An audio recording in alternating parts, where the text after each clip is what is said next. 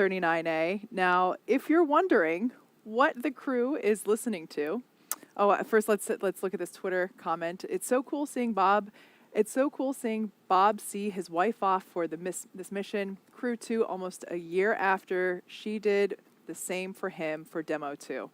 I just love that. Like I said before, they are a power couple, and I can't get enough of it. Absolutely. And they've got a really cool playlist that we had a preview of, but you were starting to talk about that, Kate. Yeah, so the astronauts, of course, get to pick their playlist in their Tesla. So in the first car with Shane and Megan, I'm not sure which one they're listening to this instant, but they had selections like Learn to Fly by the Foo Fighters, a personal favorite of mine, Crazy Train, Ozzy Osbourne, Enter Sandman, Metallica. I was listening to that one on my way in today. City of Blinding Lights, U2. And in Aki and Thomas' car, Drops of Jupiter. That is a classic.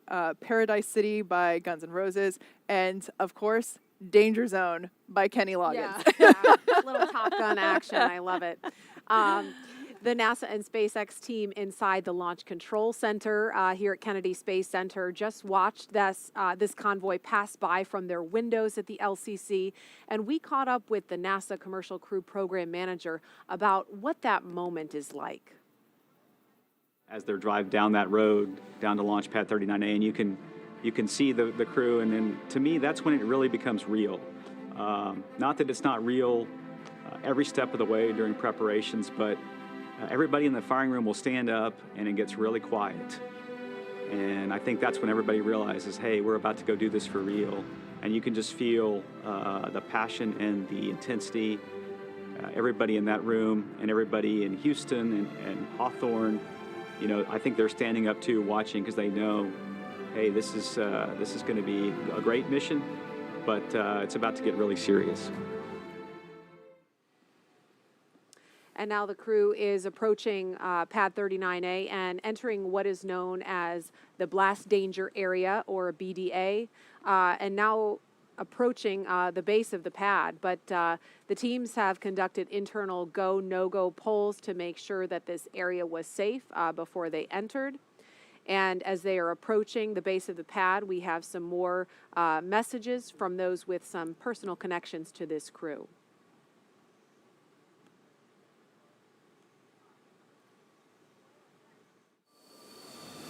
Godspeed, and we'll see you when you come home. Godspeed and have a great trip to the ISS. Yeah!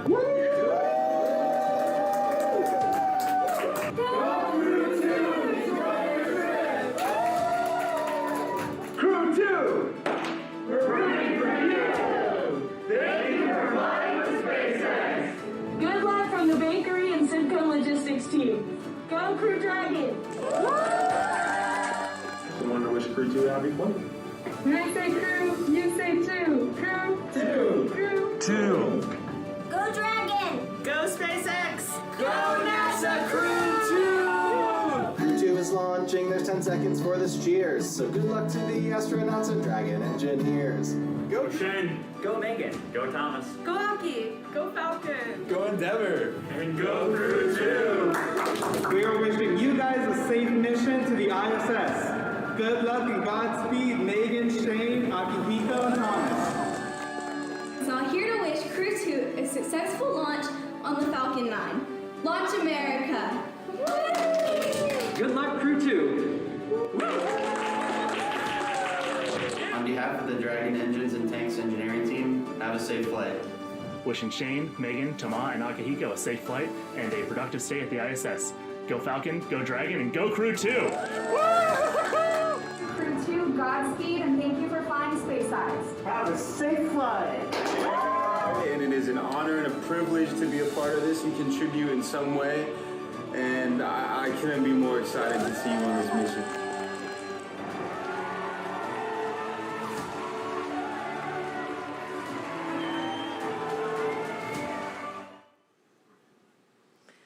All right, that was some messages from the SpaceX team and others that have been working so hard to get this crew to this day. We are looking at the base of Launch Complex 39A, and we can see the Falcon 9 first stage booster on the pad. Kate, I know SpaceX has done some extensive upgrades since you began leasing this, and we can't see the crew on screen here. They take a bio break once they get to the pad, so it'll be a couple of minutes before they ascend the fixed service structure to the right of your screen. That's that big black tower, and we also should be hearing an announcement from the Corps, specifically Chad Healy, that the crew has arrived at the pad, so that could be coming any minute. Yeah, like you said, we have made a number of upgrades. In case if you aren't familiar with the history of this launch pad, it was originally built in the 1960s to support the Saturn V rocket for the Apollo program. And of course, this is where we went to the moon from. This is the launch pad where Apollo 11 took off from. After that program, it was upgraded to support shuttle. And then after that, SpaceX took over the lease for it in 2014. And we actually had our first flight from here in February of 2017, which was a cargo resupply mission to the International Space Station. So we've been busy. It looks a little different. We did make some upgrades to aesthetics, but a lot of it was safety driven. I believe, the shuttle structures were iconic. It was, of course, heartbreaking for everyone to see the rotating service structure come down, but we did have to remove it for safety purposes, but also it was just unnecessary for what we would be doing to advance the next generation of human spaceflight. So I will say that the tower there does have the bones of that original fixed service structure.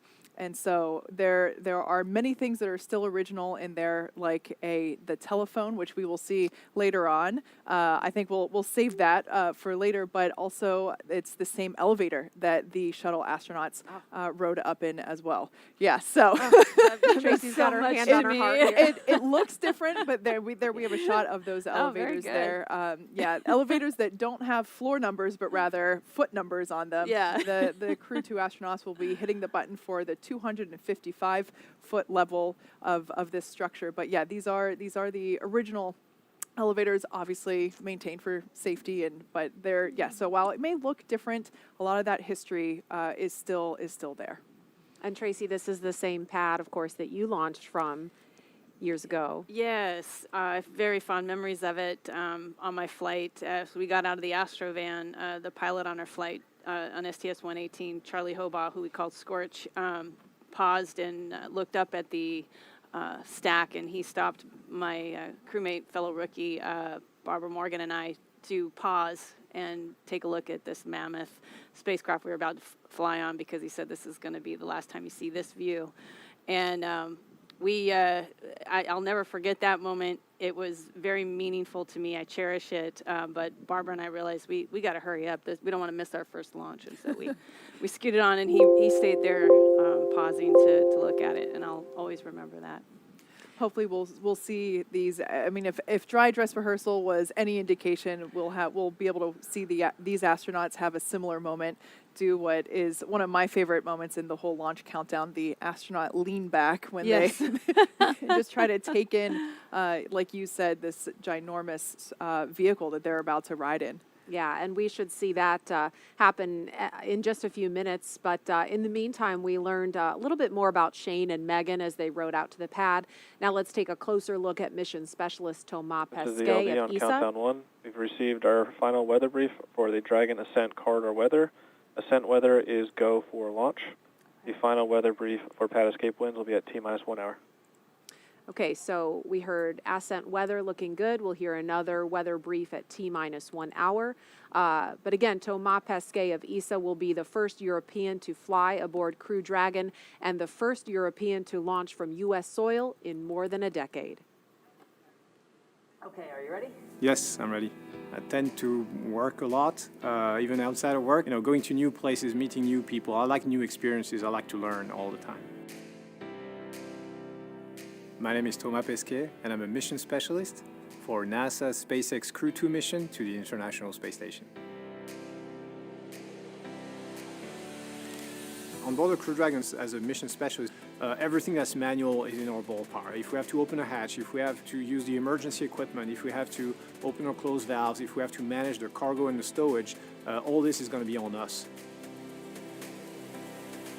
I remember as a kid, everybody's an interest, but mine was space shuttles and planes, and I had the posters in my room, I mean the complete kit. And so I went into math and physics, and then I became an engineer. I went into aerospace.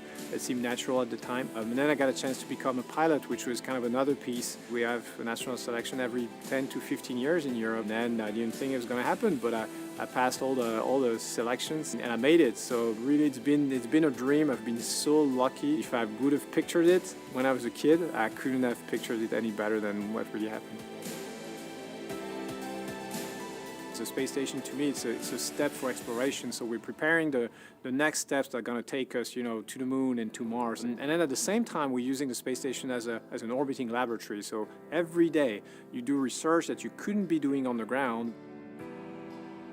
You have to prepare for the spacewalks. You always prepare it very meticulously, very thoroughly, and then once you go out, and just your adrenaline is very high. And it's also physically challenging because you're going to be for 6-7 hours fighting against that spacesuit, because that spacesuit is inflated with air for you to be able to breathe, which means it's going to resist your movements. So those are huge, big memories that you have, but really also sometimes the small things, like the fun that you could have. It's one of the big achievements of the space program is to bring people together. That's what makes us go. In the future, I think our programs are going to be more and more ambitious. So we're going to need more than just one country. No single country in the world can do it on its own. So I think it's the partnership that takes us forward. It makes you better. It makes you achieve more. And I think that's the path we're in. The space station has paved the way. And every future big space program is going to have to follow the same path.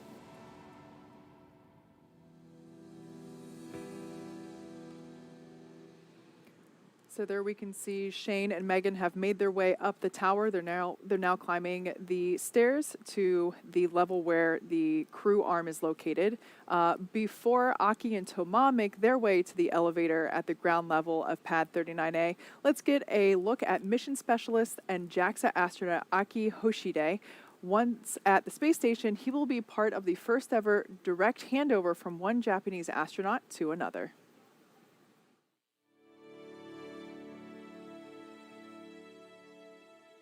I meant to check this, but do you know when I was selected as an astronaut? 1999, thank you. I always get mixed up there. So I was born in Tokyo, Japan, and then from age 3 to 7, I actually lived in New Jersey because of my dad's job. In high school, I went to Singapore for 2 years. Went to Keio University in Japan. Got my degree in mechanical engineering. And then right after college, I joined the Japanese Space Agency. I have dreamt of becoming an astronaut since my childhood and tried a couple of times in astronaut selection. And on my third try, got selected as an astronaut candidate in 1999. So on my first mission on STS-124 on the Space Shuttle Discovery, that was my first flight, so I thought I would be nervous, but my crewmates were already like my family, so we were just chit-chatting inside the cockpit. 6, 5, 4, 3, 2, 1. Booster ignition and liftoff of Shuttle Discovery.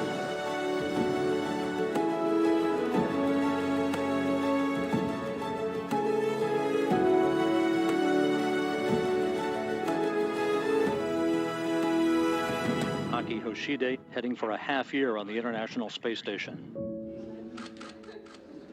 My second flight was a long duration flight. We launched on a Soyuz capsule, docked to the space station, and did a lot of science and spacewalks. Flying on 3 different vehicles, that's going to be amazing. The new spacecraft, Crew-2, it's a new technology, new layout, new operation, and I can't wait to actually experience it. So I guess the difference would be it's a brand new vehicle, a lot less switches. It's like a smartphone, I would say, which felt uncomfortable initially because as an astronaut, you're like, where are the switches? Which button do I have to push? So initially I felt I would say a little awkward. Then after training, you get adjusted and you understand, hey, this is how the system works, and how can I, as a crew member, help out the mission. It's a privilege, actually, to work together with these people, and look forward to actually doing the mission and spending more time working together. I'm Akihiko Hoshide, JAXA astronaut and mission specialist for NASA SpaceX Crew-2 mission. All right, that was a look at Akihiko Hoshide, and we can see the astronauts inside the crew access arm. That walkway. Here are Commander Shane Kimbrough and pilot Megan McArthur. Making their way up behind them are ESA astronaut Thomas Pesquet and JAXA astronaut Akihiko Hoshide. And we'll be seeing them make their way up. There they are coming up the steps. And they'll be stopping to use the phone. Shane and Megan already had the opportunity to do that. That phone is up where you see the person in the black suit. That looks like Jessica Meir, number 38, part of the closeout team at the pad. And this is a shot inside the white room. Astronaut Shane Kimbrough to the left of your screen, and to the right you can see the side hatch of the Crew Dragon Endeavour is open in preparation for the next milestone, which will be crew ingress in just a few minutes. If you're just joining us, you're watching live coverage of NASA's SpaceX mission known as Crew-2. Good morning and welcome to Kennedy Space Center in Florida. I'm Marie Lewis with NASA Communications. And I'm Kate Tice, Senior Certification Engineer at SpaceX. Joining us today is NASA astronaut Tracy Caldwell Dyson. Welcome, Tracy. We're so happy that you're able to join us this morning. Thank you, Kate. Thank you, Marie. It's great to be here. So as you can see, the crew has already arrived at Pad 39A, where Falcon 9 will lift off at 5:49 a.m. Eastern Time.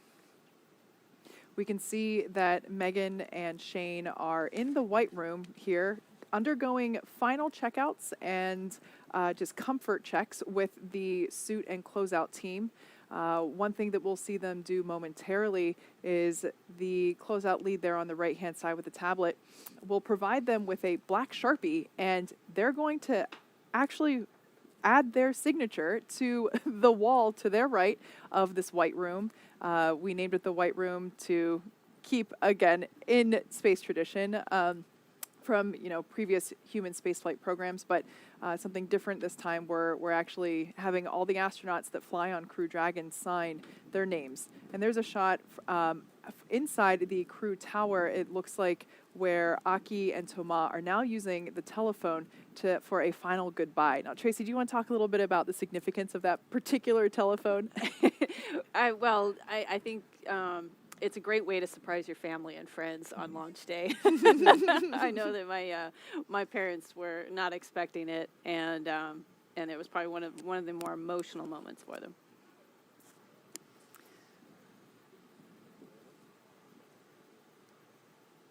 And in a moment, we will see Commander Shane Kimbrough. Here he is climbing inside Crew Dragon Endeavour. We call this process ingress.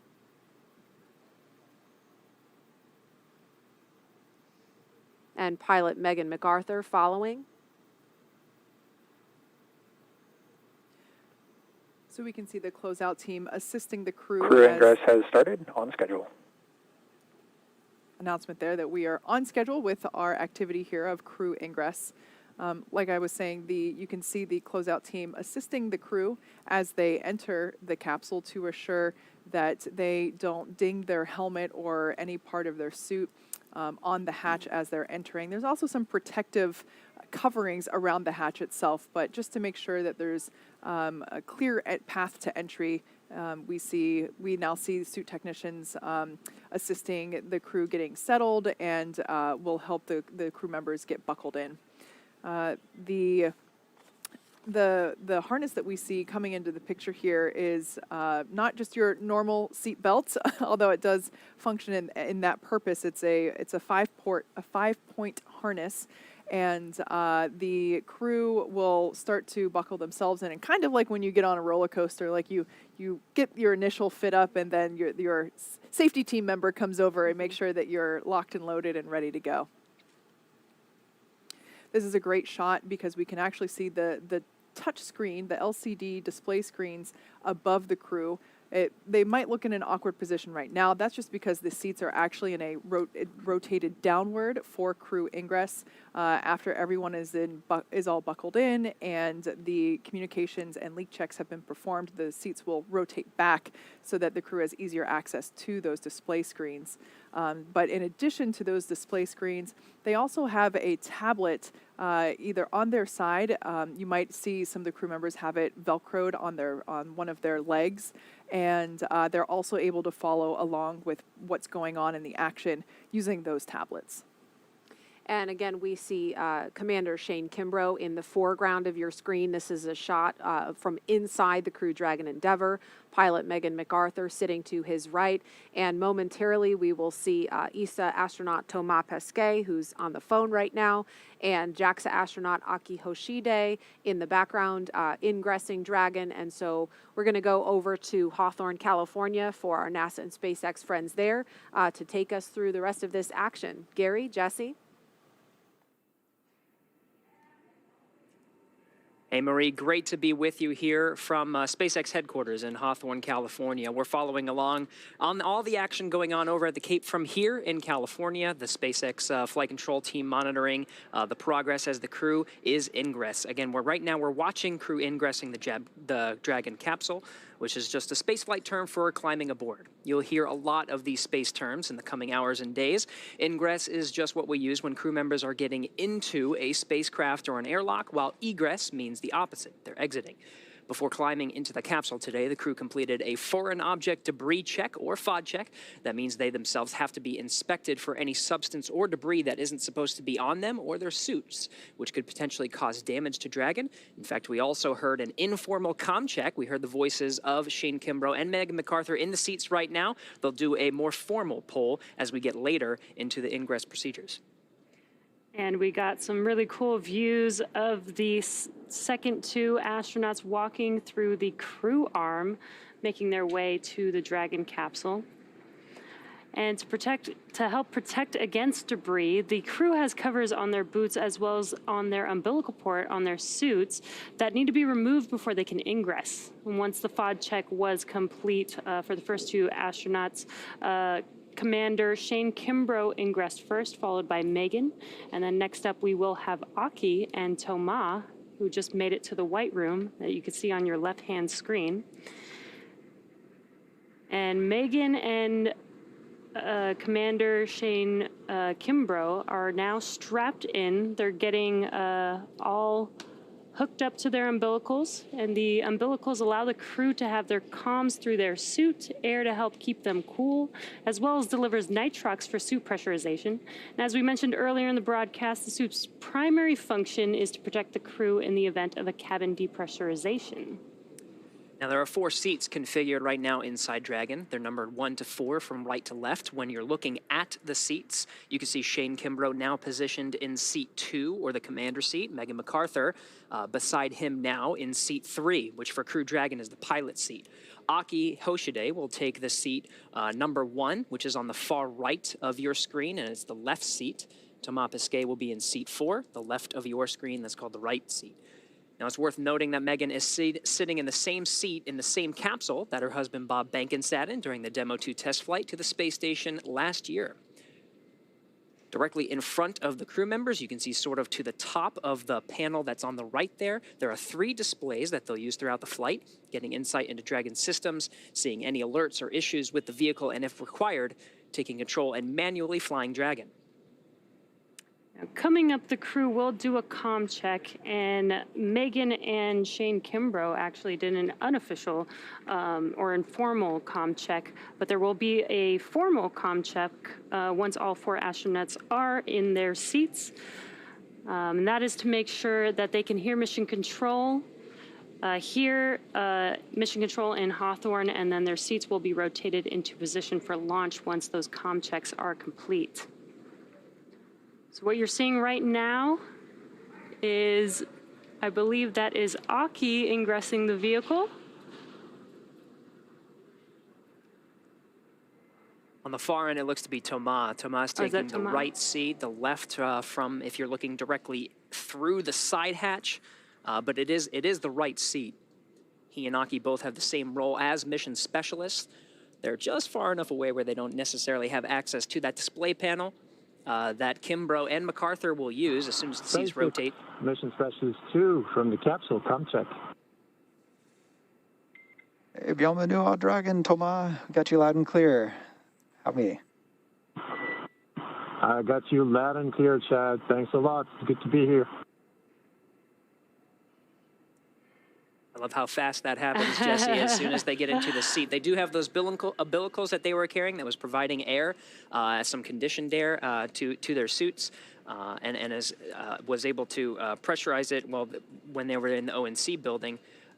Those suits will provide pressure to the suits when that comes later in the countdown. First is the comm check. So yeah, Thomas plugged that in, and that's that informal comm check. They're going to do a formal poll with all the launch support teams as well as the mission control teams here in Hawthorne, California. Akihiko Hoshide entering through the side hatch now. Yeah, definitely very exciting, Gary. This is one of my favorite parts, is watching them ingress onto the vehicle. It's really getting real. You know, we have been watching them since the suit-up room, but now they are officially on the vehicle, getting strapped in, getting ready for this. SpaceX MS-1, checking in. Aki, Dragoni, yokoso. Welcome to Dragon. Good to be here. Very cool. We just heard Aki's informal comm check. Again, once they are all strapped in, all their umbilicals are hooked up, their harnesses on, then they will do an official comm check. And followed by that official comm check will be the seat rotation. And you can kind of see on your right-hand screen, the seats are rotated upright right now, but when they're getting ready for launch, they will rotate upwards, looking at your screen, so that they can access those display panels that are right above them.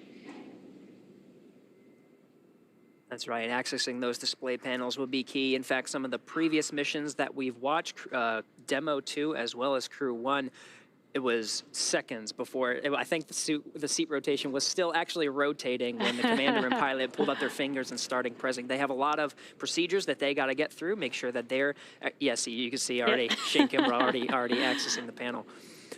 Yeah, those checklists are some of the things from the crew side that they'll have to do. Again, some of those key visual milestones. Well, first are the audio milestones. We'll do the formal communications check with all the ground teams, making sure everyone can check in through the various communication pathways that we have on Dragon. There's some communication lines through the ground. We also have communication through ground stations, as well as TDRS geosynchronous satellites. So they'll test all of these different pathways, making sure that the crew can hear and all systems are go before they begin those next couple of milestones. Jesse, you mentioned the seat rotation. That's a very visual milestone, as well as the leak checks. We saw that again in the ONC building not too long ago, but they'll do another one here before they, the advanced teams that are there now that are currently preparing the crew in their seats before they go ahead and depart the access arm and leave the blast danger zone.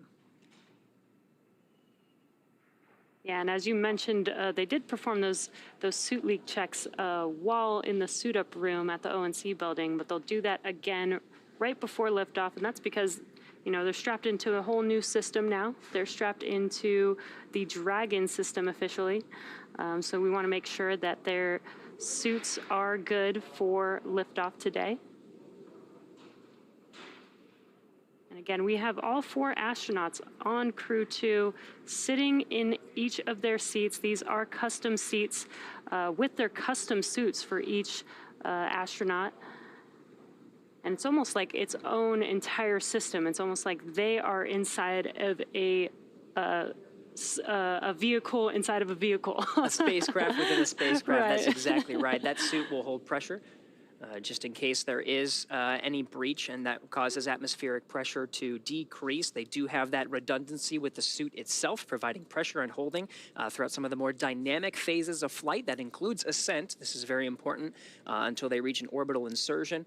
It's not too long after they get into a healthy orbit. You got checkouts of the Draco engines that will provide the navigation and some of the thrust needed to make its way to the International Space Station, but it's really not too long until they start doffing or taking off their suits and getting into a position to get some shut-eye. Actually, they got a long flight ahead of them. Yeah, it's about a 23.5-hour flight, so they will want to get comfortable. You can see the suit techs are there helping all 4 astronauts get strapped in, preparing them for these suit leak checks and comm checks coming up here shortly. And you may have seen some of them holding a tablet. That is so that they have access to those procedures. Each procedure has very specific and intentional steps that they need to follow. And the astronauts also have a tablet themselves that they can follow along those procedures. All right, 2 hours, inside 2 hours and 34 minutes from launch. We're going to stand by and wait for those communication checks. Meanwhile, let's check in for an operational update with John Innsbrucker for the latest health on both vehicles. John. As Gary said, just over 2.5 hours remaining in the countdown for the launch of Falcon 9 with Dragon on the Crew-2 mission to the space station. The Dragon launch ops team has completed their major activities to prepare the spacecraft for the astronauts. Checkouts are complete of the major systems, including the escape system.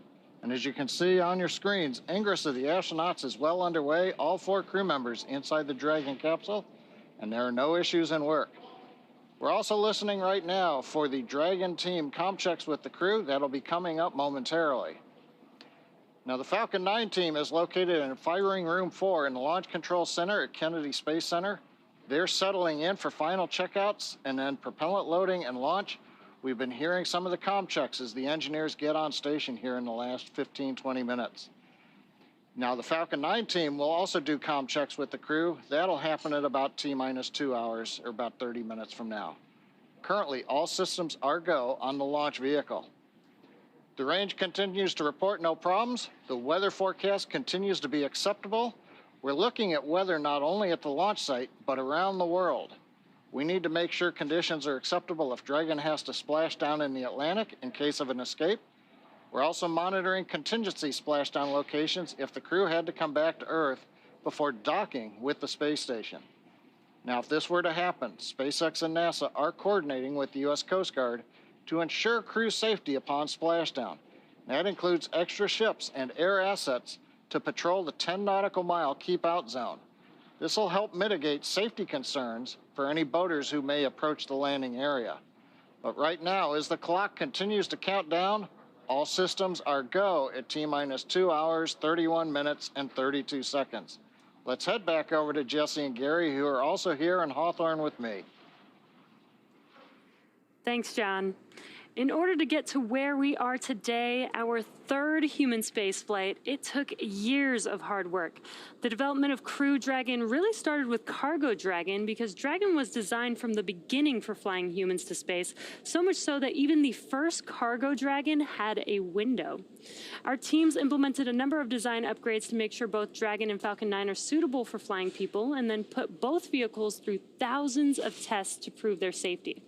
At SpaceX, we believe in a process of continued iteration that allows us to continuously improve the designs of all of our hardware. Now, with that said, Dragon underwent a few improvements since it last flew people. That's right. Components have been added to the Dragon propulsion system that increases pad abort performance by over 10%, which increases launch availability by more than doubling the onshore wind limits. A fly-around capability was also added, which will allow Dragon to circumnavigate around the International Space Station post-undocking in order to take pictures and document the condition of the station. As you might recall, this was a maneuver the shuttle used to perform, but since its retirement, there hasn't been any spacecraft that has been able to provide detailed imagery around the space station. You could equate this to being able to walk around your house and check on it to make sure nothing is in need of repair. We've also added and improved some interior cargo stowage locations to make it easier for the crew to access items that they will need during free flight. And lastly, the paint on the mud flaps and Super Draco cartridges were changed from silver to white. While this may seem like an aesthetic change, it actually results in a lower equilibrium temperature on orbit for a given solar input. This has the advantage of increasing return availability by improving structural margins during splashdown. So a lot of preparation has come into ensuring the safety of these missions, and we're really excited to see Crew-2 lift off from the Kennedy Space Center later today. Still standing by for those communication checks. You can see some of the suit technicians getting them situated.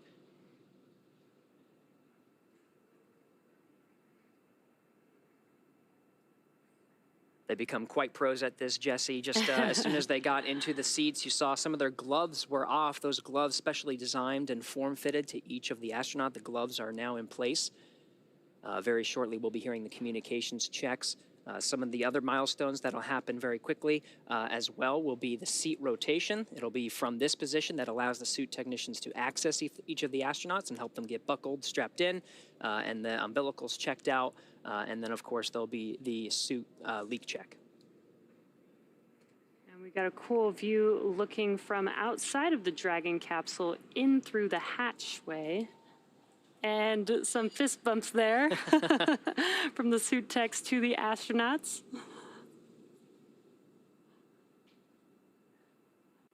It's an exciting day for everyone, really. The anticipation, I can't even imagine. You want to, I just knowing, seeing the pilots and the commanders from previous missions accessing the panel, wanting to get through their checklists. You know they're really soaking in this moment, but at the same time, they are thinking about those next steps. What do I have to do to prepare to make sure we're ready to launch on time today? Exactly. They must be so excited, but this is their job at the moment, right? They're actually... SpaceX Endeavour, we're in section 1.3, ready for comm checks. SpaceX copies. Stand by for umbilical comm check.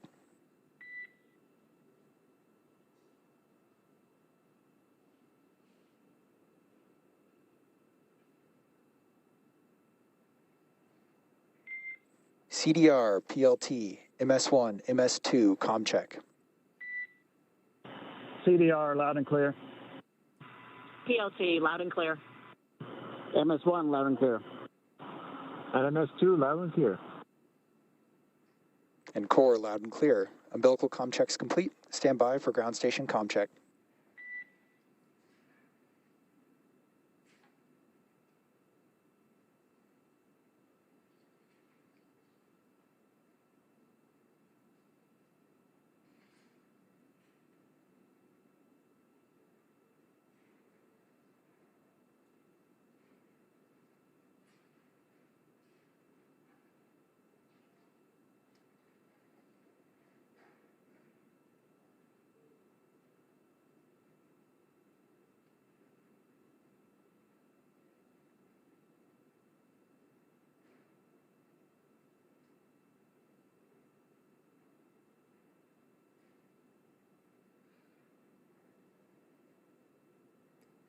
If you're just now joining us, they are performing comm checks right now, so that is what we are waiting for. They've done a couple so far.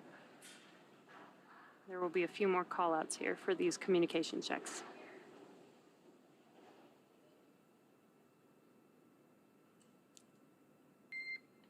Dragon, SpaceX, comm check. Endeavour has you loud and clear. And core, loud and clear. Ground station comm check complete. Stand by for TDRS comm check.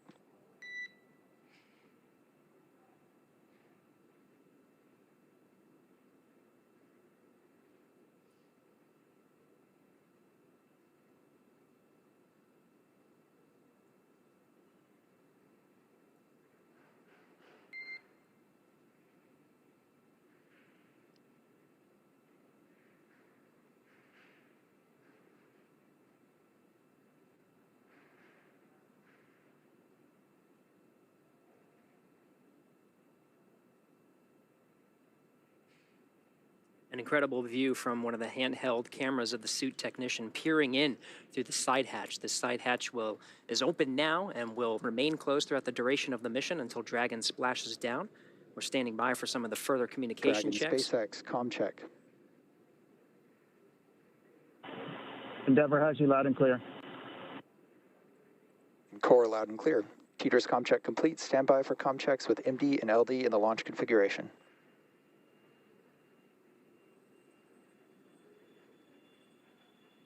Dragon, MD on countdown 1, comm check. MD, have you loud and clear on countdown.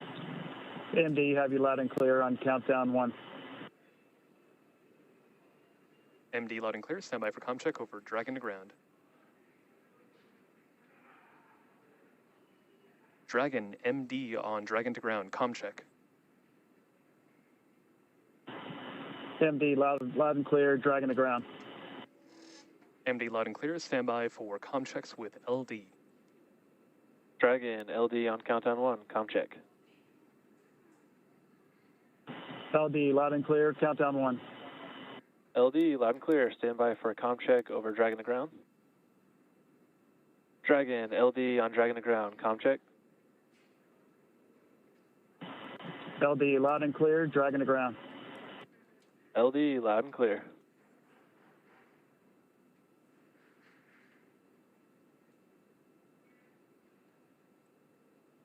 And Dragon SpaceX launch configuration comm checks complete. Report when ready for seat rotation per section 2 of 4.100.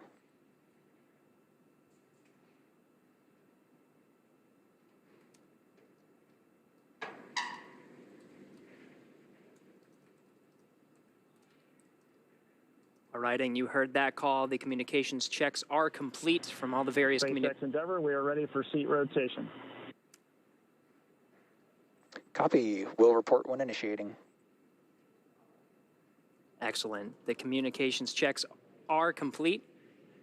The next step will be the visual milestone of seat rotation. So again, those communication checks were through some of the various paths of communication to Dragon, including through some of the ground lines as well as ground stations.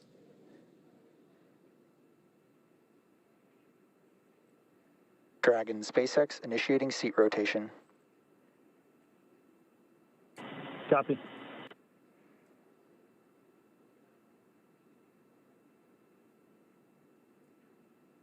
And you can see on your screen that seat rotation has now begun. They are rotating from upright to the recline launch position.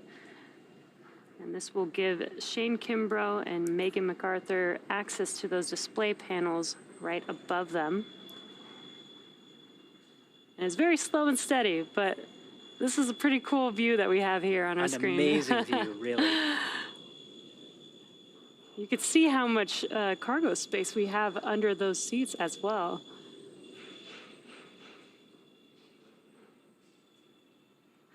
Dragon SpaceX seats are in the launch position.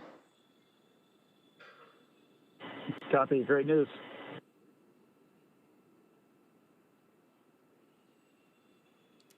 And that seat rotation is now complete. You can already see them getting their hands on that touch screen. Dragon SpaceX, you are go for section 3, suit leak check preparation. Copy. Go for section 3.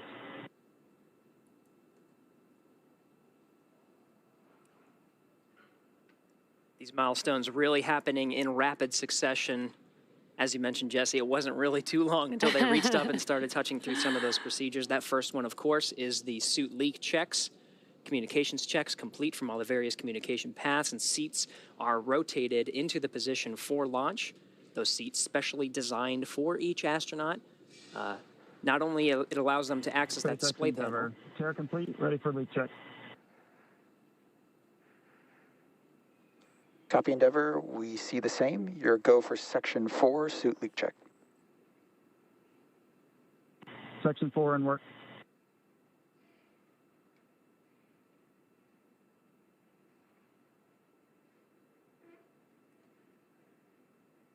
And they've now begun those suit leak checks. So to catch up on the station side, let's check in with Courtney at Johnson Space Center. Courtney, how's it going?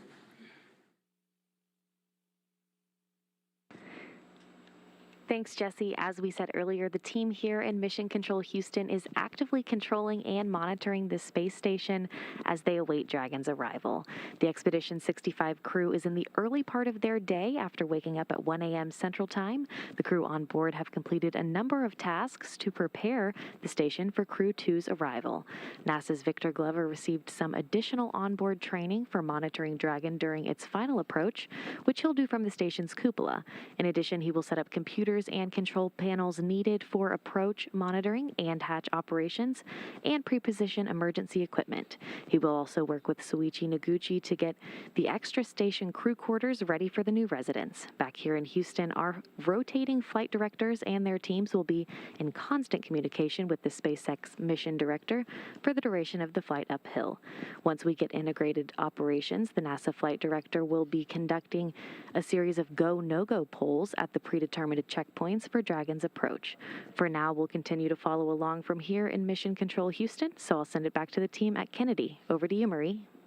All right, thank you, Courtney. If you're just joining us, it is T-minus 2 hours, 18 minutes and counting until the first astronaut launch of the year from U.S. soil and the third crew launch for SpaceX in NASA's Commercial Crew program. Commander Kimbrough, pilot Megan McArthur, and mission specialists Thomas Pesquet and Akihiko Hoshide are strapped into their seats, rotated back, and safely inside Crew Dragon Endeavour. The next milestones coming up are, actually, we just completed seat rotation, and we're going to have hatch closing coming up shortly. This will be the first reuse of Crew Dragon. This is the same capsule that flew Bob Behnken and Doug Hurley in SpaceX test flight to the space station last year. The crew today is also flying on the same Falcon 9 rocket booster that lifted the Crew-1 astronauts into orbit last fall. And we are also ready to see the first European astronaut fly in Crew Dragon. Of course, that's Thomas Pesquet. And NASA's Jasmine Hopkins is at a nearby viewing location with a special guest from the European Space Agency. Jasmine? Thanks, Marie. Crew-2 will be the first commercial crew mission to include 2 astronauts from our international partners. And here to talk to us more about it is Frank Davina, ESA's manager for the International Space Station program. We see the same. Good leak checks. Closeout team will perform. Good morning, good afternoon in Europe.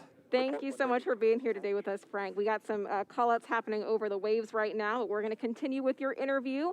So you understand the space station as both an astronaut and as a manager. You flew there twice.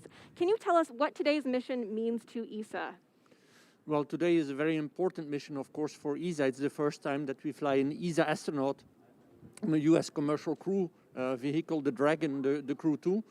And it's also the start because we fly Thomas Pesquet today on the Alpha mission, but in fall we will fly Matthias Maurer, and next year we will be back here to fly Samantha Cristoforetti. So it's really a great time for ESA to be on these missions. We have 4 USOS crew members now permanently on the International Space Station, which means that we have a big increase in the number of hours of crew time utilization that we can do. So we have a whole science package from ESA, but also from our partner agency, CNES, that will be executed during this Alpha mission on board. So it's a great time to be here, and we are very excited.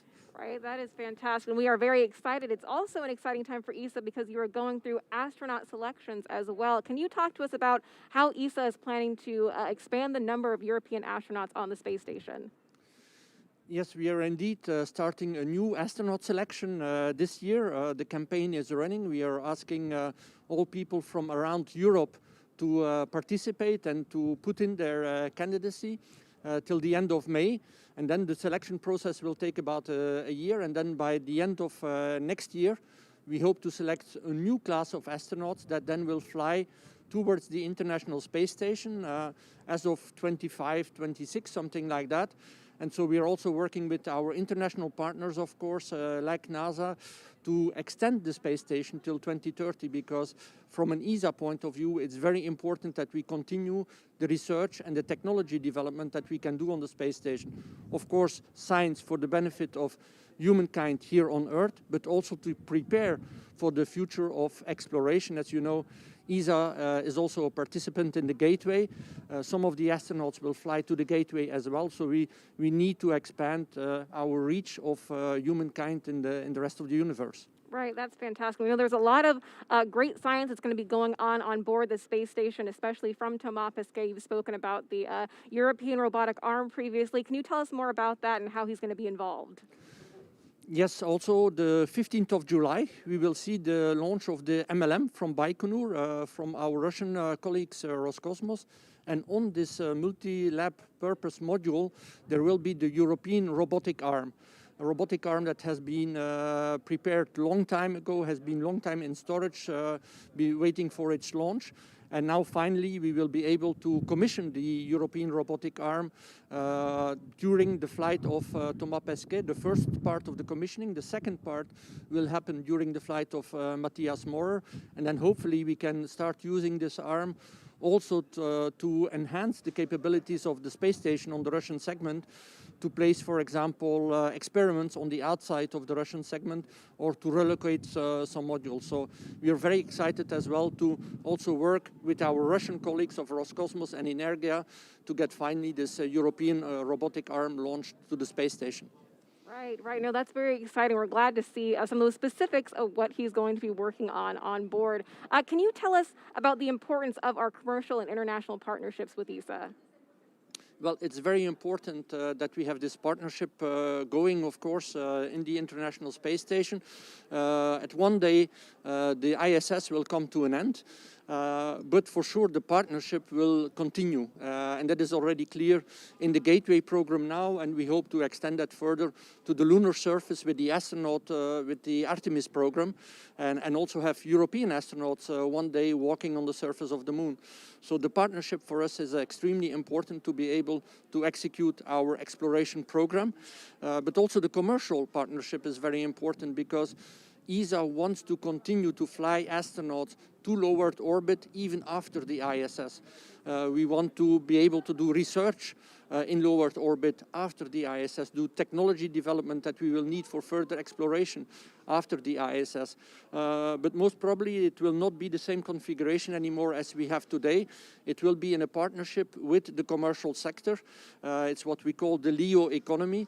And so one of the tasks that we have as well at ESA is to help build this LEO economy so that we can also have a good and thriving future of astronautics, flying astronauts, research and science in low Earth orbit after the ISS. Right. We have a lot to look forward to then from ESA. Frank DeVena, thank you so much for being here with us today. Now we're going to take it back to the KSC host desk.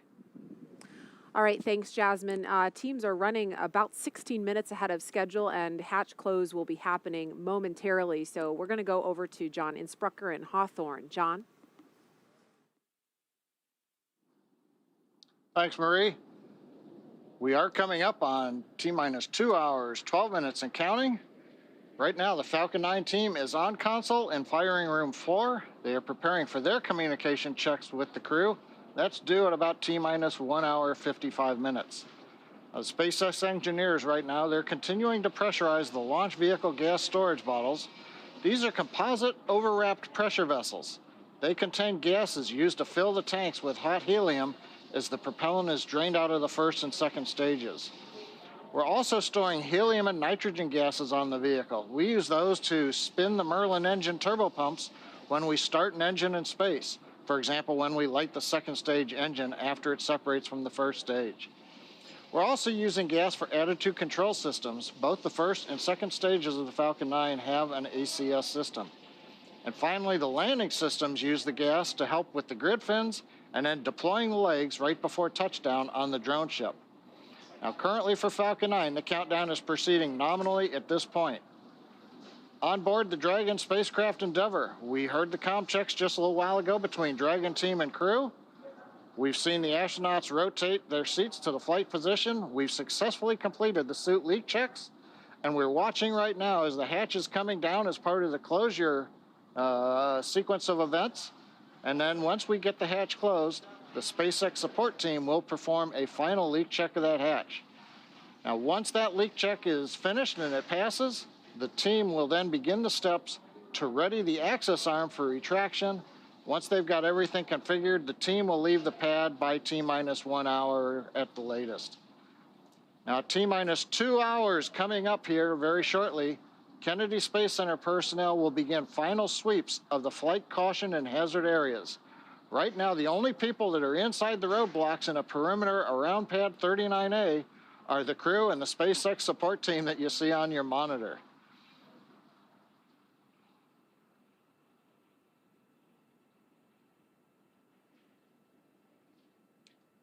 And right now, as we get ready to bring the hatch down, we're going to go back to the team at Kennedy Space Center. Thanks for that update, John.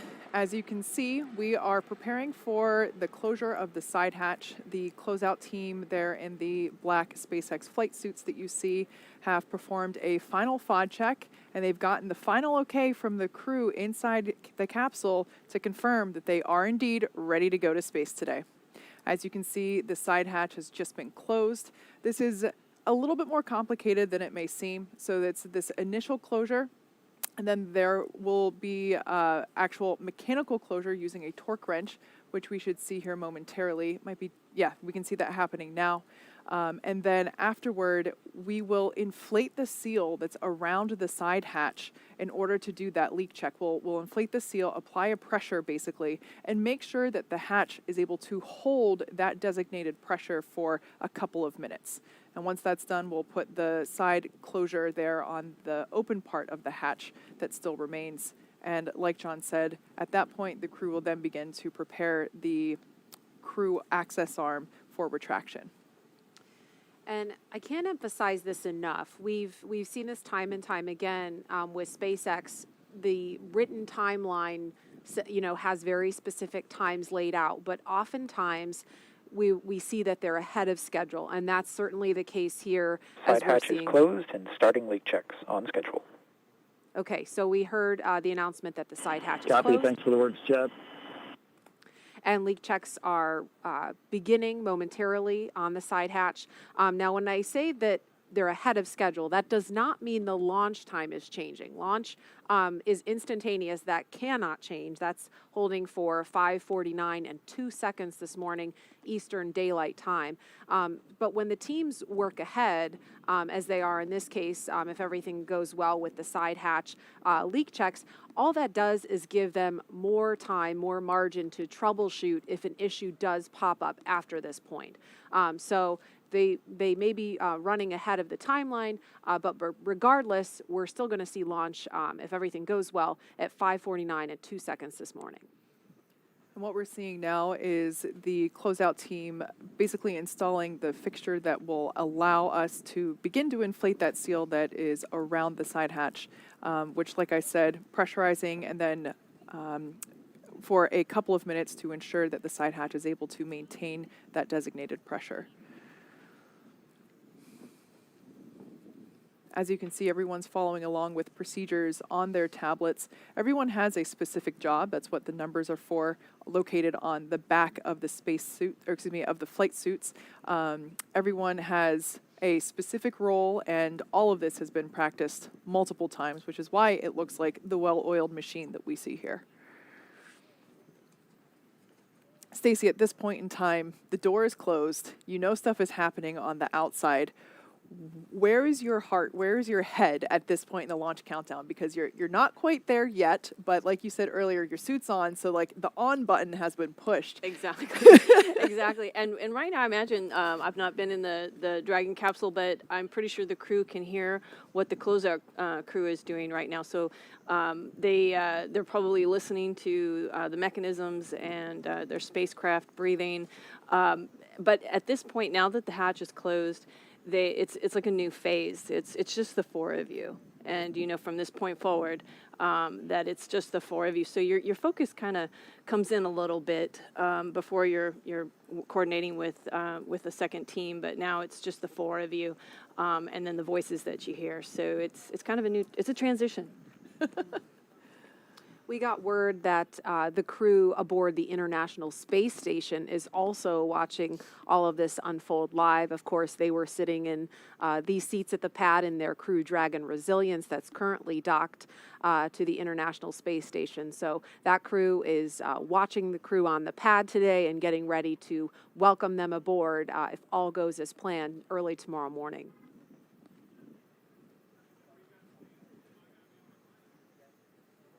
And again, if you're just joining us, the side hatch of the Crew Dragon Endeavour on the launch pad has just closed, and leak checks of that side hatch are in progress. This is a view of the White Room with members of the SpaceX pad closeout team you see in the black flight suits. And the shot we saw just before this was from inside the Crew Dragon Endeavour capsule. Like I mentioned earlier, it's not as simple as just closing the door on your car or to your house. We do inflate the seal around the side hatch. Oh, no. They're playing rock, paper, scissors. Double-fisted rock, paper, scissors. What's the prize? What's the That's what I want to wager? know. I know. What's the end game here? Yeah, what's at stake? So, like I said, this process takes a couple of minutes. We inflate the seal around the side hatch and make sure that it's able to maintain that pressure for a couple of minutes prior to actually performing the rest of the physical preparation of the side hatch itself. Which at that point, after the successful leak check, will mostly just involve removing the remaining ground support equipment away from the area and installing the tiny hatch on the hatch. The rock, paper, scissors shoot with the Crew-2 crew continues on. I was going to say, yeah, let's get back to the technical part of the rock, paper, scissors. They did this during dry dress, and we wondered what was going on. And it may be that they're just making up for lost time. I don't remember seeing them do this during the suit up. And so they're getting in their rock, paper, scissor now. It's critical. It's totally critical. But in all seriousness, I think that, you know, when we see the joke, that we see the crew kind of joke around and have those moments of levity, they can do that because they know these procedures like the back of their hand. Exactly. It's all like muscle memory at this point because they've rehearsed it so many times. Yeah, this is definitely a good sign. They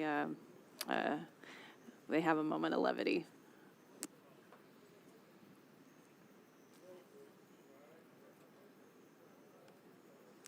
So it's T-minus 2 hours, 2 minutes, and counting. The hatch close has been completed a little bit ahead of schedule, and we're awaiting the results of a side hatch leak check to make sure they can proceed.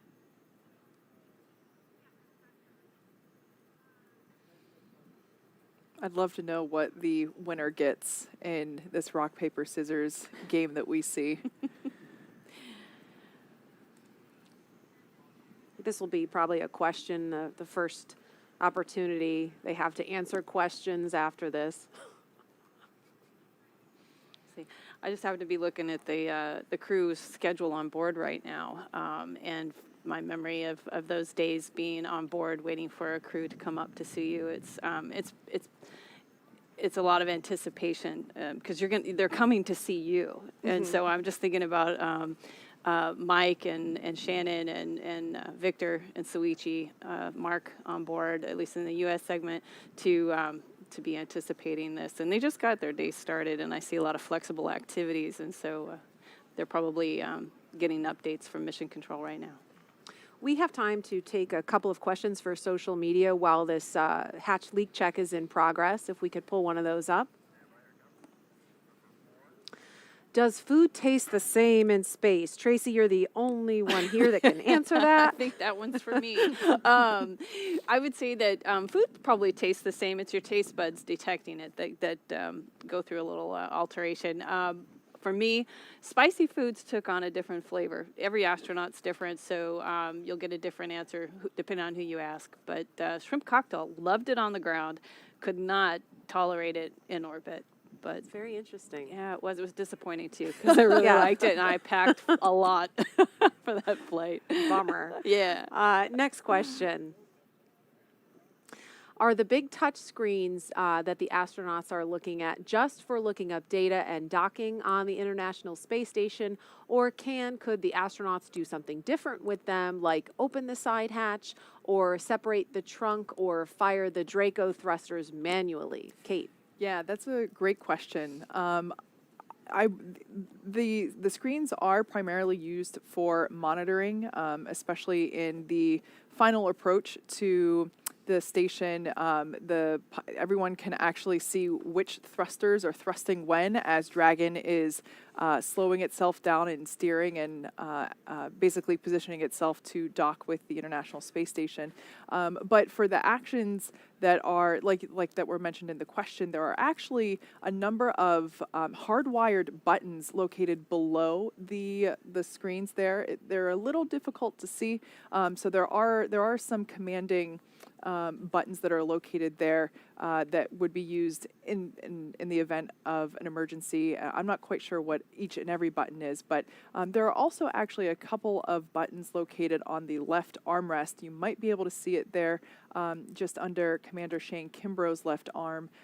There's actually a small control panel that allows them to basically turn their volume up and down, turns on their task light, which is a little personal light there inside the cabin, and of course transmit their communications. So there are a couple of different buttons located around. The ones used most often are certainly there on the side of their arm.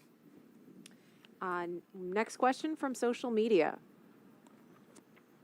Why did the other Crew Dragon capsule have to undock and redock on a different space station port? What prevents Crew-2 simply from docking at that other port to avoid all the repositioning? So that's a great question, and I'm going to try to explain it in a simple way. So the shorter answer is the Crew Dragon Resilience could dock to either the forward port or the zenith port.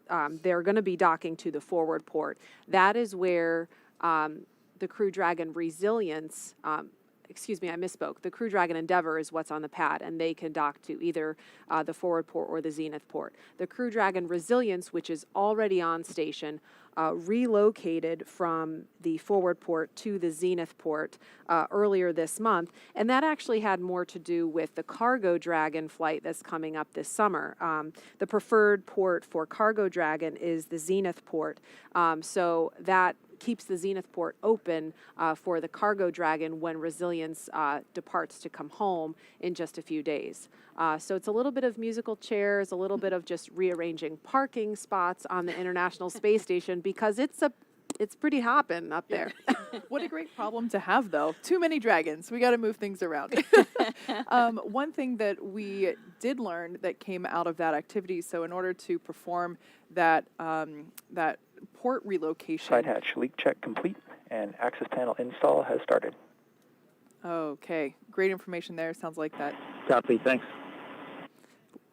That leak check was successful, and now they're going to install the final plate there on the side hatch. So this is essentially the last buttoning, the last... Dragon SpaceX, we're commencing health check for the launch escape system. Expect a momentary flight computer change, followed by transition back to pad hatch closed. Copy, thanks for the heads up. As I was saying, this is the last physical buttoning up of the Dragon capsule. Basically the last bit of crossing the I's or dotting the I's and crossing the T's that the vehicle itself will undergo prior to liftoff.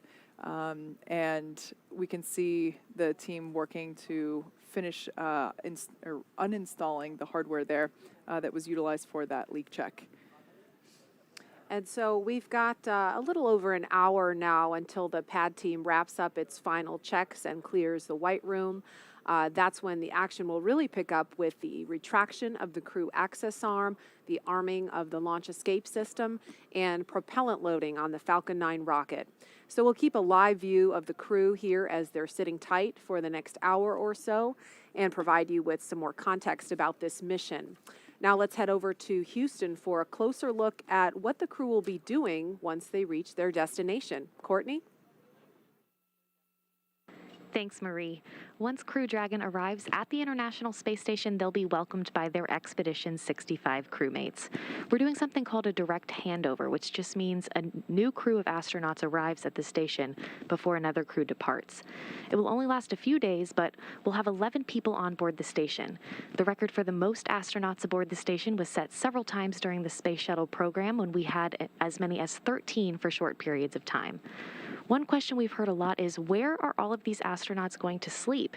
The space station has 7 permanent spots for astronauts to sleep, known as crew quarters. When we have more people sleeping on the station than locations for a short period of time, the crew works with flight controllers on the ground to stake out temporary camp-out locations in different modules. We can also have a crew member sleep inside each Dragon capsule, as Crew 1 Commander Mike Hopkins did for his stay on the station. This mission will also continue keeping the long-duration crew size on station at 7 on the U.S. side. We'll have 5 astronauts to conduct research.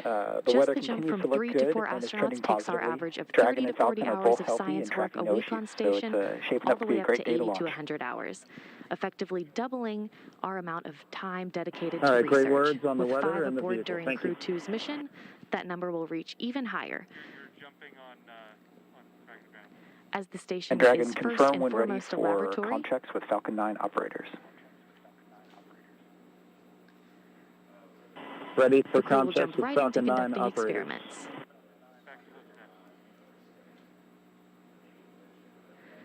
And with new research still to be delivered on upcoming cargo flights, including another SpaceX Dragon scheduled right now in June, that's the latest from here in Mission Control. I'll toss it over to Jasmine now, where we will learn more about some of the exciting science on the horizon for Crew 2. Jasmine?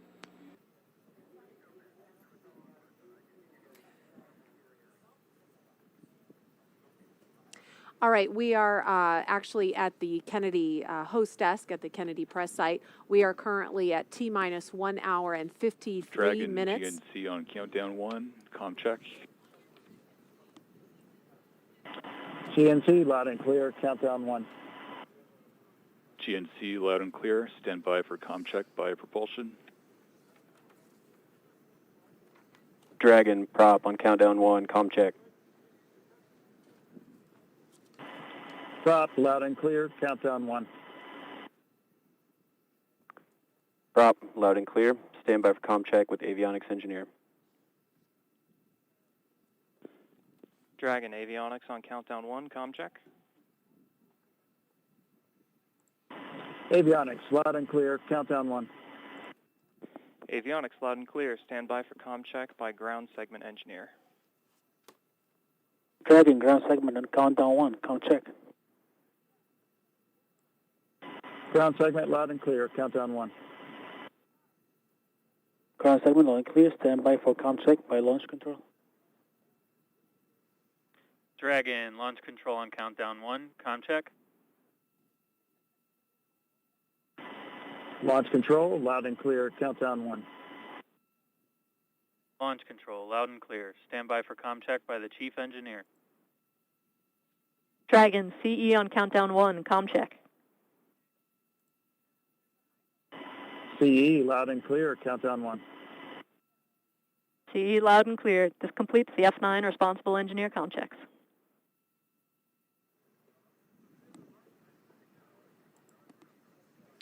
All right, so we just heard comm checks from the Falcon 9 team and the Crew Dragon Endeavour crew sitting inside the capsule. That was the voice of Chief Engineer Emma France that we last heard, and everything sounded great. We are going to go over now to Jasmine at the OSB-2 viewing location with another special guest. Jasmine? Thanks, Marie. One of the ongoing experiments on the space station is growing plants in space. Here to talk to us more about it is Joya Massa, project scientist from right here at Kennedy Space Center. Thanks so much for being here, Joya. Oh, my pleasure, Jasmine. Thank you, absolutely. So let's get right into it. Why are we growing plants in space?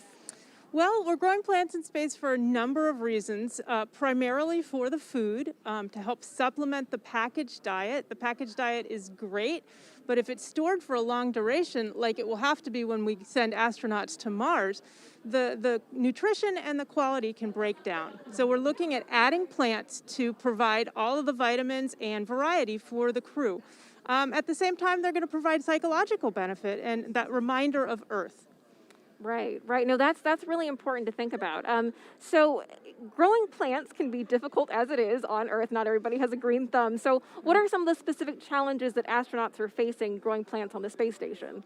Well, we have a number of challenges. I mean, one to think of is seeds. I've got some seeds here to show. They're really small. So handling seeds, planting seeds is a real challenge. So one of the things we've recently tested in the space station was having the astronauts put seeds that are planted in a film and to plant the plants directly with that. So it's a way to handle the seeds easily in microgravity without them floating away. And they plant them in plant pillows such as this that we use in our veggie chamber. Another challenge is watering the plants. And right now, the astronauts have to water the pillow in veggie through this quick disconnect. It's a fair amount of labor, and it's not as sustainable as we need to be in the future. So we're looking at methods like this porous ceramic tube, where plants could be grown multiple times, harvested, the tubes could be cleaned off, and then replanted. So we're looking at a lot of these challenges to try to figure out solutions for the future. Right. It's good to see those creative solutions that we have going on there. So this is a very timely scientific experiment going on the space station, because just yesterday we celebrated Earth Day. Can you talk to us about how some of the science that we're doing on the space station is helping us here on our home planet of Earth? Certainly. There's a lot of parallels between the agriculture that we do on Earth and the agriculture that we need to do in space. And we're learning a lot that may apply to growing plants on Earth, especially in controlled environments, how to grow plants indoors. So there's a lot of work on vertical farming in cities to grow fresh produce. A lot of the lessons that we're learning for how to care for the plants translate directly to that environment. And we also learn a lot from the research community on Earth working in that area. And even other aspects such as choosing the right plants to grow in these environments. We do work on that here to identify good candidates that have the vitamins that people need, that have very good food safety, and those would also translate well to Earth. Also, the work on LED lighting for crops. That was something that NASA started originally, and now it's being done all over the planet. Right, right. And I'm glad that you mentioned choosing the right plant. I know that part of your scientific research is also education-based. With something called Growing Beyond Earth, you worked with students in hundreds of classrooms, across the country to help choose a crop that Mike Hopkins grew on the space station. And is there anything that you want to tell to those students, about the future of plant science? Well, that citizen science education program that we run it's run by Fairchild Tropical Botanic Garden in Miami, and we collaborate with them on this. It's been wonderful because we have over 250 middle schools and high schools around the country helping us to do the research that we need. We have a pretty good day sa inyo and welcome back to my channel. So ito tayo ngayon of young researchers helping us to decide which plants to grow in the future. Good day sa inyo and welcome back to my channel. So ito tayo ngayon of young researchers help others who are interested in potentially getting involved in this program to look at citizen science on science.nasa.gov to learn more about the program, and to encourage people to grow plants at home, just because you learn so much when you're doing this type of research. Right, absolutely. There's a lot that our future space gardeners have to look forward to. Joy Amasa, project scientist, thank you so much for being here with us today. Our astronauts are doing a lot more than gardening on the space station, so we're going to take a closer look at this life-changing science and get a message from the last person to command a Crew Dragon into orbit. The International Space Station is a state-of-the-art microgravity laboratory that is unlocking discoveries not possible on Earth and helping us push farther into deep space. Every single day, we are answering big questions about Earth and about space, about where we came from and about where we're going. But the other thing that we're doing is we're learning more questions to ask. Microgravity turns almost everything we know upside down. Liquids behave completely differently. Fire burns in new ways. Biological systems reveal surprises. There's a few things that have made me gasp out loud up on board Space Station. Watching heart cells actually beat has been a pretty big one. We're studying ways to grow food in microgravity. I got to tell you, these are pretty amazing. We're learning how human bodies react to life in space and how to keep crew members safe and strong on long-duration exploration missions. Deadlifts are awesome on Earth. They're also awesome in zero gravity. We're testing technologies that will be critical to our return to the Moon and Great Leap to Mars. Our research has contributed to medical and social benefits on our home planet, allowing us to find new ways to combat disease back on Earth and develop technologies to deliver clean water to remote communities in need. The spectacular vantage point of more than 200 miles above our planet supports our monitoring of Earth's climate, natural disasters, and plant life. I can't begin to describe some of the sights that you get to see. It's just an incredible view of our planet that we have from here. The growing new space economy, so vital to our continued progress in space, is flourishing in low Earth orbit. We're inspiring future generations from a platform that is one of the largest international collaborations of our time. We're doing science at 17,500 miles per hour. Come along for the ride.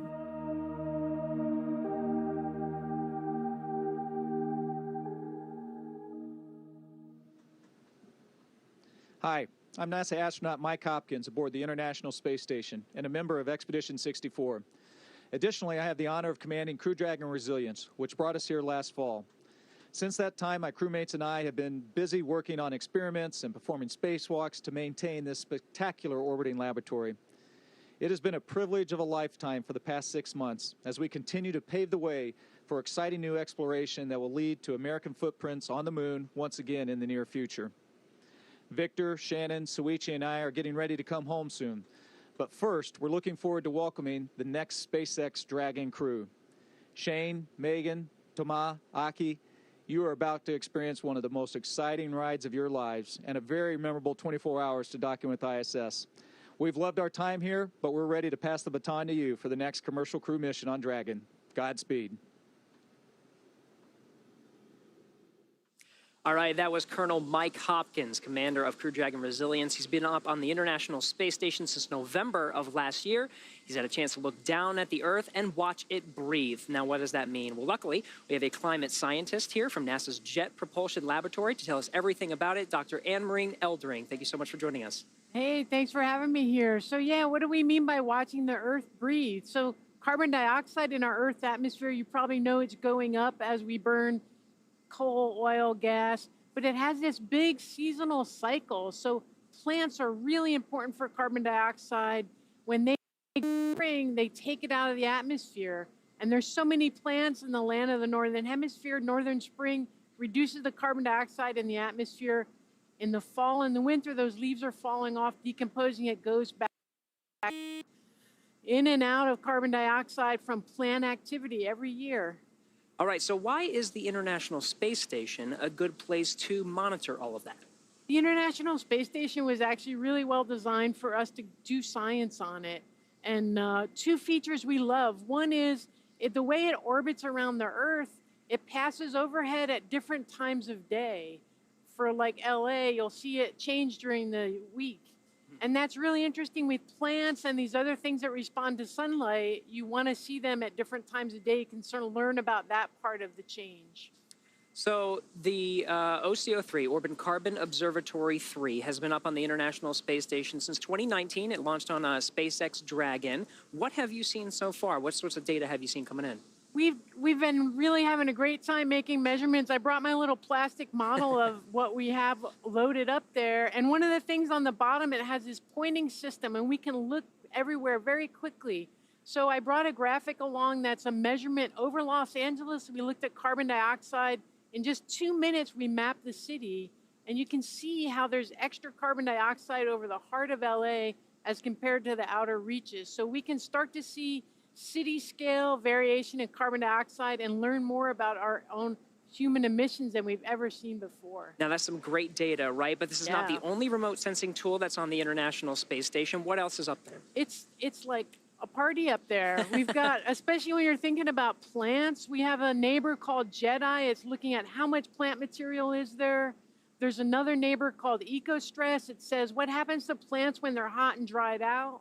And then this other instrument from the German Space Agency, DSIS, that's figuring out what types of plants are in different places. So when you get all those measurements from the ISS, same time, same place, really powerful for science. All right, Anne-Marie Eldering, thank you so much for joining us. Really glad to be Project here. Scientist for Orbiting Carbon Observatory 3.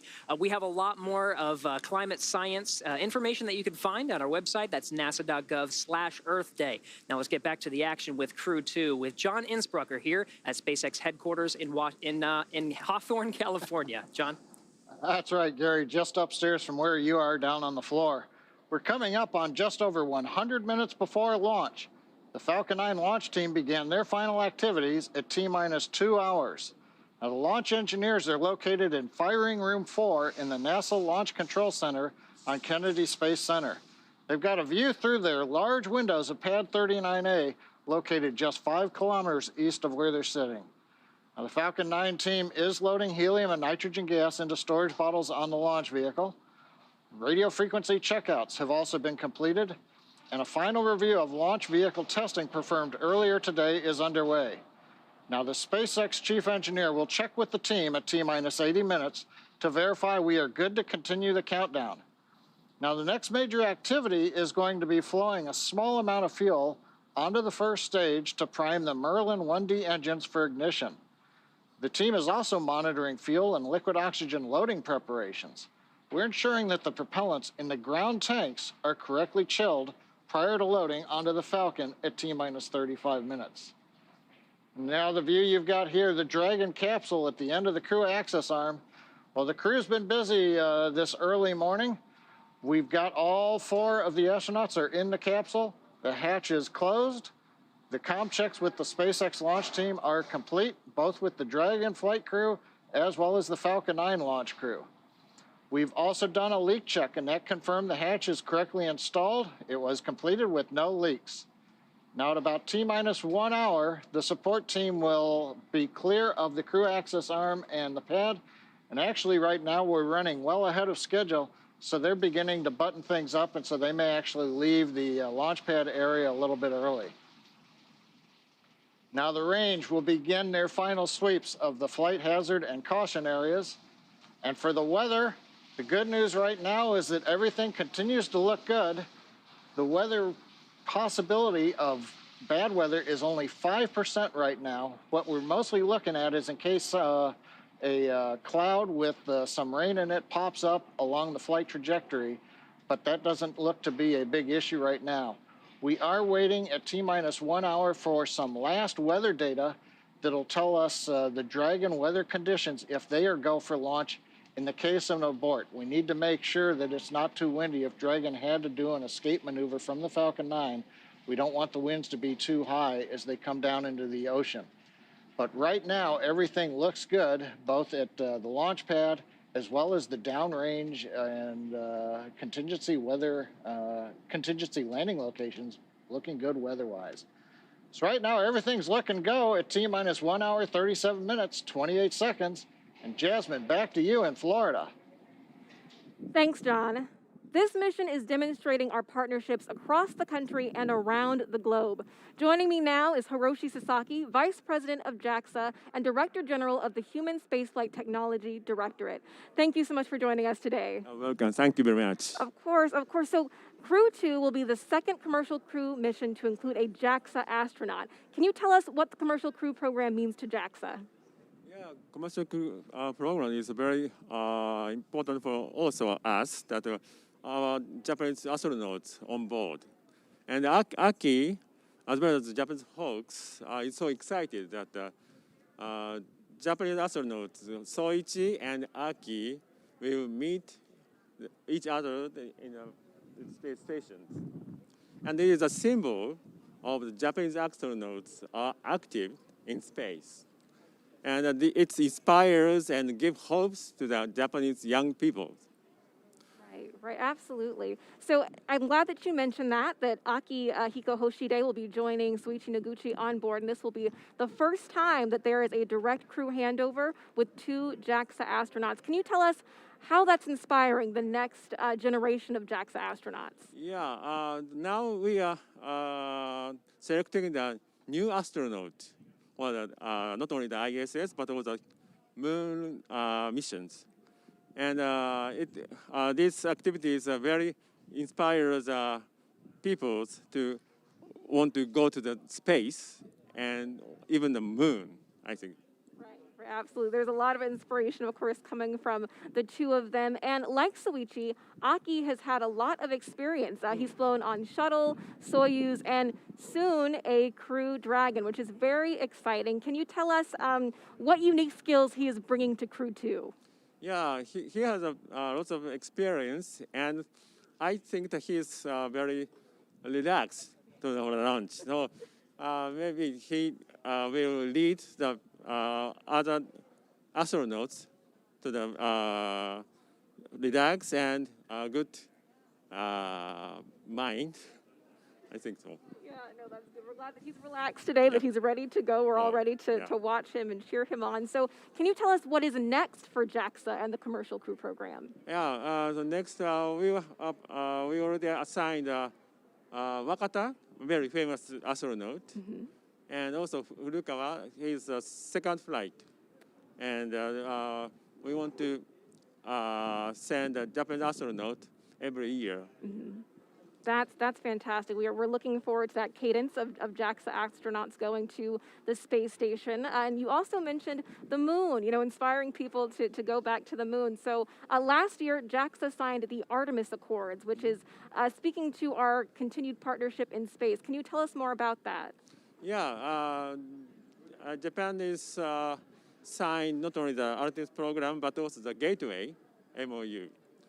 And we want to contribute using our expertise, such as ecosystem or transportations, and even astronaut. Right. And we want to go together to the moon with international partners. Exactly. No, it's all about partnership. It's all about going together. Is there anything that you can tell us that Aki will be working on station? Any specific science that he'll be doing? Yeah, he will conduct lots of science research and technology demonstrate, such as protein crystal growth for the medicine design, contributing the people on the ground. And a demonstration was an enhanced water recovery system for the future explorations. Right. That's fantastic. We know that he's going to be doing great work, and I'm sure that you are excited to see today's launch. Can you tell us where you'll be watching from later on today? Yeah, I'm looking forward to seeing the beautiful launch. Fantastic, wonderful. Hiroshi Sasaki, thank you so much for joining us today. We are honored to have you here. And now we're going to take it back to Marie at the KSC host desk. All right, thank you, Jasmine. We are currently at T-minus 1 hour, 32 minutes and counting until Crew Dragon flies its next 4-person crew to the International Space Station with the astronauts you see live inside the Crew Dragon Endeavour spacecraft. Commander Shane Kimbrough, pilot Megan McArthur, and mission specialists Thomas Pesquet and Akihiko Hoshide.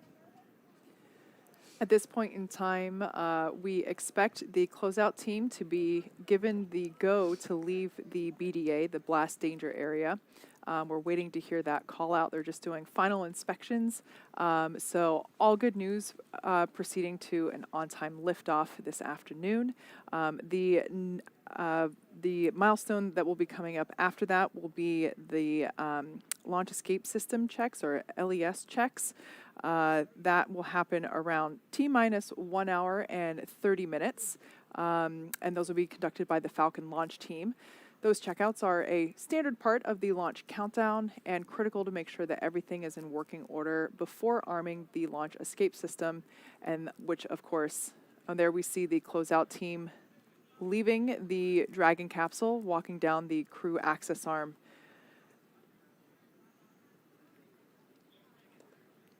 So So the closeout team has begun Dragon their SpaceX departure. closeout team has departed the crew arm. Copy, thanks.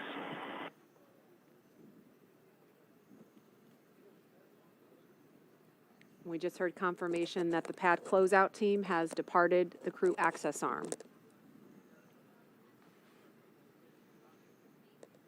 As I was saying, the milestone that will be coming up next is commencement of the launch escape system checks, and we're expecting that to begin any moment now.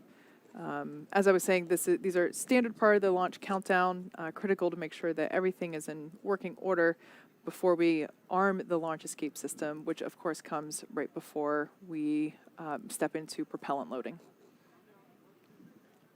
And that launch escape system is what basically arms the Crew Dragon capsule to be able to propel itself off of the Falcon 9 rocket in the event of an emergency. And so that is a critical step that has to be taken before the arming of that system that happens just before fueling on the rocket begins at T-minus 35 minutes.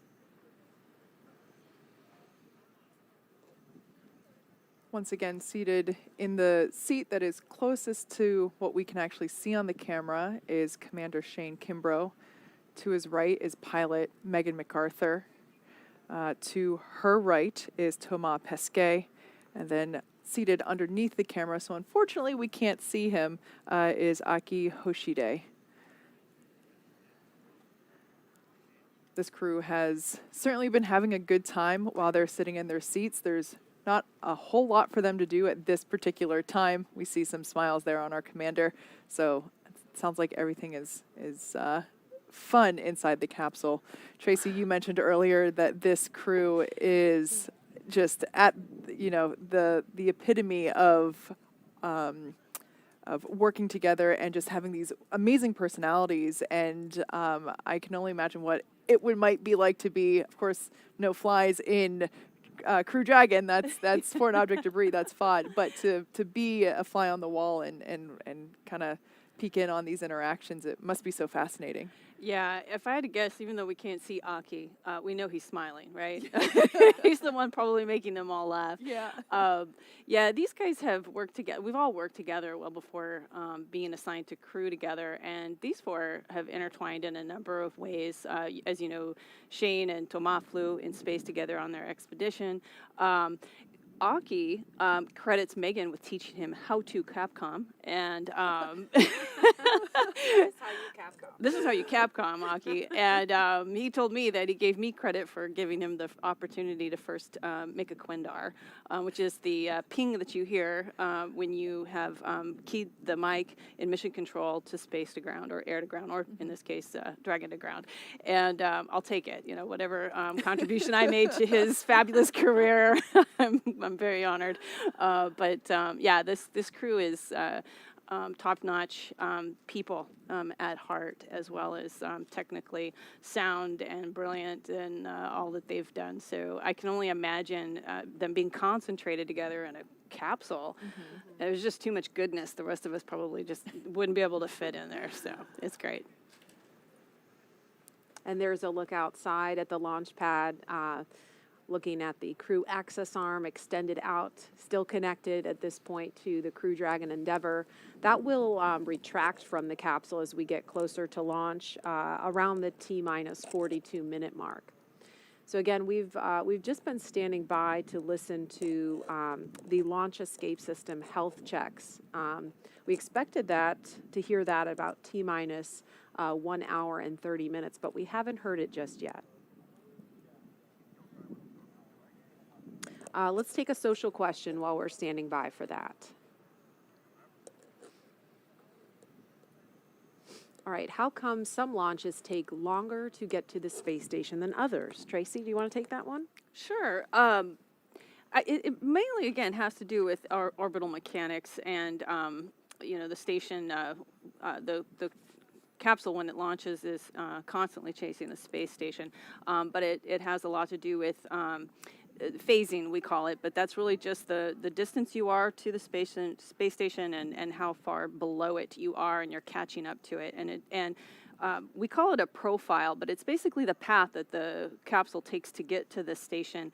And each milestone of that is a engine firing that takes it closer to the station, either in altitude or in proximity. And how that's designed plays a big role in how long it takes to get there. Plus, engines performance and propellant and a number of factors can go into that make it anywhere from 2 days to 2 hours. And so it's quite a range of time to get there.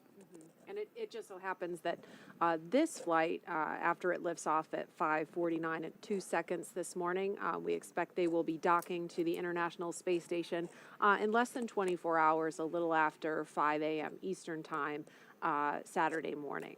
I think we have time for another social question.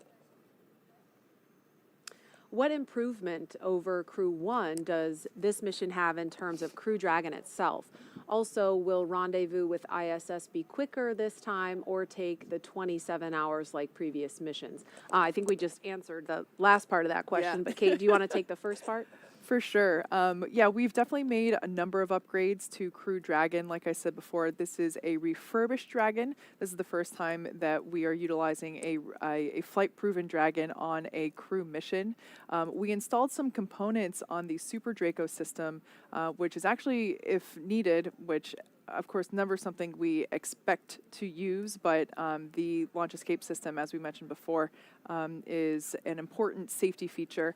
And the components that we added to that propulsion system, it gives us over a 10% improvement on performance for a pad abort scenario, which in that case doubles, and in this situation, doubling is a good thing. It actually doubles our envelope for the wind limits at launch time. So when there are so many things going into consideration for a launch, like downrange weather, which is why we waved off from yesterday, to launch weather here specifically at the site, it's a great improvement to be able to have twice as much capability there in that range.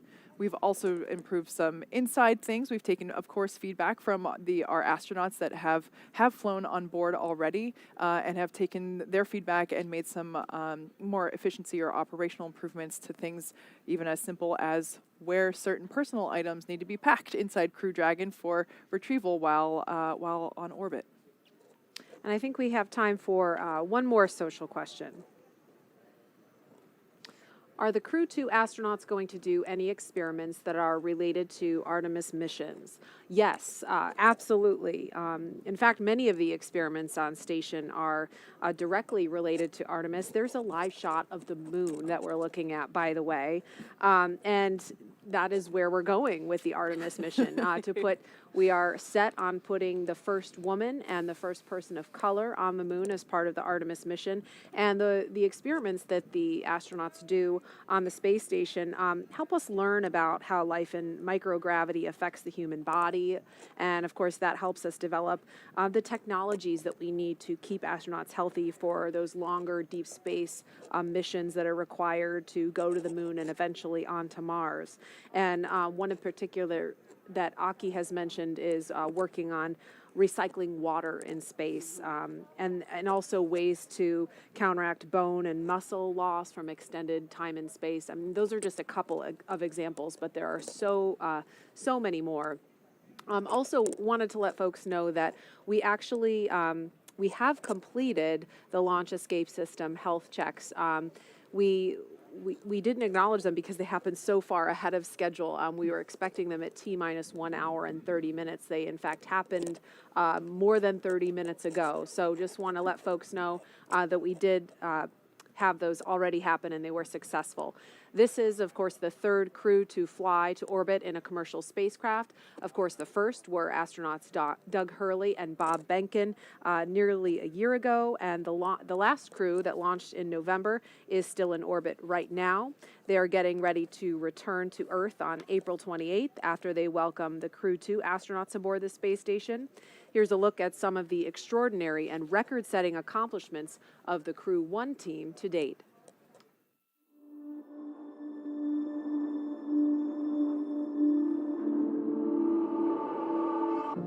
You know, it feels great to be a part of this transition. this transition from a test program, a demonstration program, to an operational program. After NASA certified Crew Dragon, Crew-1 is the first mission to the International Space Station. I feel very honored to be a part of this great mission. Dragon, SpaceX, go for launch. When we're sitting on the launch pad, I think what's going to be going through my mind is I want to be in the moment and enjoy the experience. There is just an electricity in the air as that countdown is happening. The engines light and liftoff occurs. 3, 2, 1. Ignition. Liftoff. Vehicles pitching downrange. Falcon 9 is supersonic. Stage separation confirmed. Dragon separation confirmed.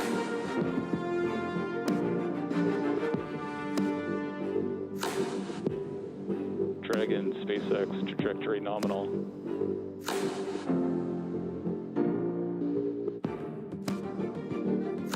It's really hard to explain living and working in zero-G.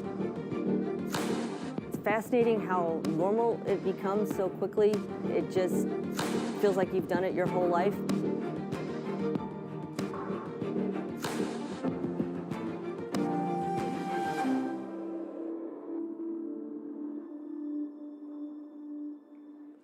We are on the cusp of the third crewed launch for the Commercial Crew program, signifying a regular cadence of human spaceflight launches from right here at Kennedy Space Center.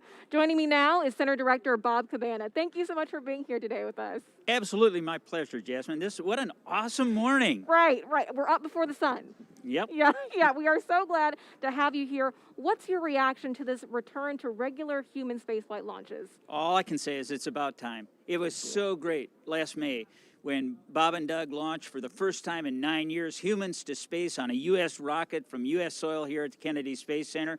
Then to get Crew-1 up there last November. And now this is really cool because Megan's flying in the same capsule that Bob, her husband, went to space in last May. I mean, it's awesome to have this regular cadence again. Yeah, absolutely. We're thrilled to be here. We're thrilled to see, history being made. And in addition to the excitement from today's launch, we are also coming off our celebration of Earth Day. Can you talk to us about how we launch from Earth for Earth? What is Kennedy Space Center doing to benefit our home planet? Kennedy Space Center has an absolutely excellent environmental program. First off, our 144,000 acres here, it's a national wildlife refuge managed for us by the Fish and Wildlife Service. I've been out and seen the sea turtles. I've helped count eggs, look at eggs, see the nest. It's awesome. It is so cool. We just signed an agreement with Florida Power and Light. They have put in a 491-acre solar farm. It takes care of like 15,000 homes, the electricity that this solar farm generates. We want to be very ecologically friendly. One of the neat things that we're doing here at Kennedy Space Center, we're responsible for plants, growing plants in space, growing plants when we go to the moon, going to Mars, food for the astronauts. Real processed food loses nutrition over time. And there's a psychological benefit to having plants in space, too. So I think it's kind of cool to be able to take, part of planet Earth with us into space as we move on. But no, I'm really proud of our environmental program here at KSC. Right, absolutely. And you really understand the importance of taking pieces of home up to the space station. You have flown 4 times on shuttle. You understand probably more than most of us how our astronauts are feeling today. So have you spoken to them recently? How are they doing? The crew is doing outstanding. I talked to them the other night. They are ready to go. Everything's tracking well on the launch. I can't wait to see those guys blast off. I got to see them come out of crew quarters and get in their Teslas and drive out to the pad. They're all looking great. Their families are great. But, I know they're really focused right now. This is once you strap into that spaceship, you're just thinking about doing everything right, making sure that you do your job to get safely to space. Right. No, and you have seen, how this spaceport has changed over time. You were recently recognized as the longest serving center director, so congratulations on that. Can you talk to us about how it's evolved over time?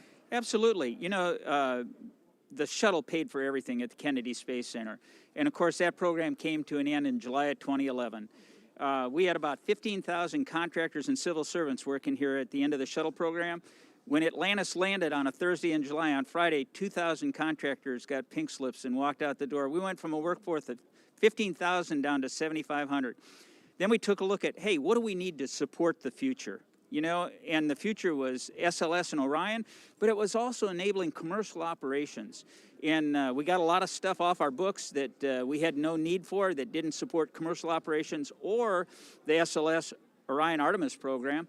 And then what was left, we said, hey, how can we enable commercial operations with this? We went out for notices of availability on this extra facilities that we had. And look at us today. We've got Boeing and SpaceX. Boeing's building the CST-100 Starliner in a facility right over here. The Air Force X-37 orbital test vehicles operating out of these former shuttle facilities over here. We got SpaceX out on pad 39A, where we went to the moon and launched shuttles. A 20-year use agreement to utilize that pad, launching cargo and crews to the International Space Station, as well as their commercial missions. Space Florida is operating what used to be the shuttle landing facility now and commercializing it. We've got Exploration Park, a research and development park on NASA property outside the secure perimeter. Space Florida operates that. We got Blue Origin out there. We got more companies coming in. I mean, this is an exciting time for America's space program. Right. No, absolutely. You know, there's a bright future right here at Kennedy Space Center. Director Bob Cabana, thank you so much for being here with us today. Now we're going to take it back to Jesse and Hawthorne for a launch update. I have it in my script, if that helps. Thanks, Jasmine. We're just T-minus 1 hour and 14 minutes from launch, and we're getting pretty excited over here. Since arriving at the spacecraft, the crew were helped by our closeout engineers to get into their seats, attach their suits to special umbilicals that provide breathing air and a communication link to Dragon's systems. They conducted suit leak checks, which were successful, and communications checks with the Corps here in Hawthorne, which is the person who will speak to them directly throughout the mission, as well as the launch director in Florida. This is where they're checking their comm path through both ground stations and data tracking and data relay satellites that we'll use to talk to the crew the entire way to the station. And after those suit leak checks, the closeout team was able to seal the hatch, which also gets its own leak check. The closeout team has departed the pad, and weather operators will kick off their final check on wind speeds at the pad, which will be used during the final go, no-go for launch. Now, before we get to that final go, no-go, the various teams at both NASA and SpaceX will do an internal go poll, making sure conditions are right with the Falcon 9, the Dragon, the Crew, the range, and the space station before that final go is given. Let's check back in on Houston for a status on the team supporting the space station on their readiness for launch. Courtney. Thanks, Gary. The team here in Mission Control Houston remains go for launch.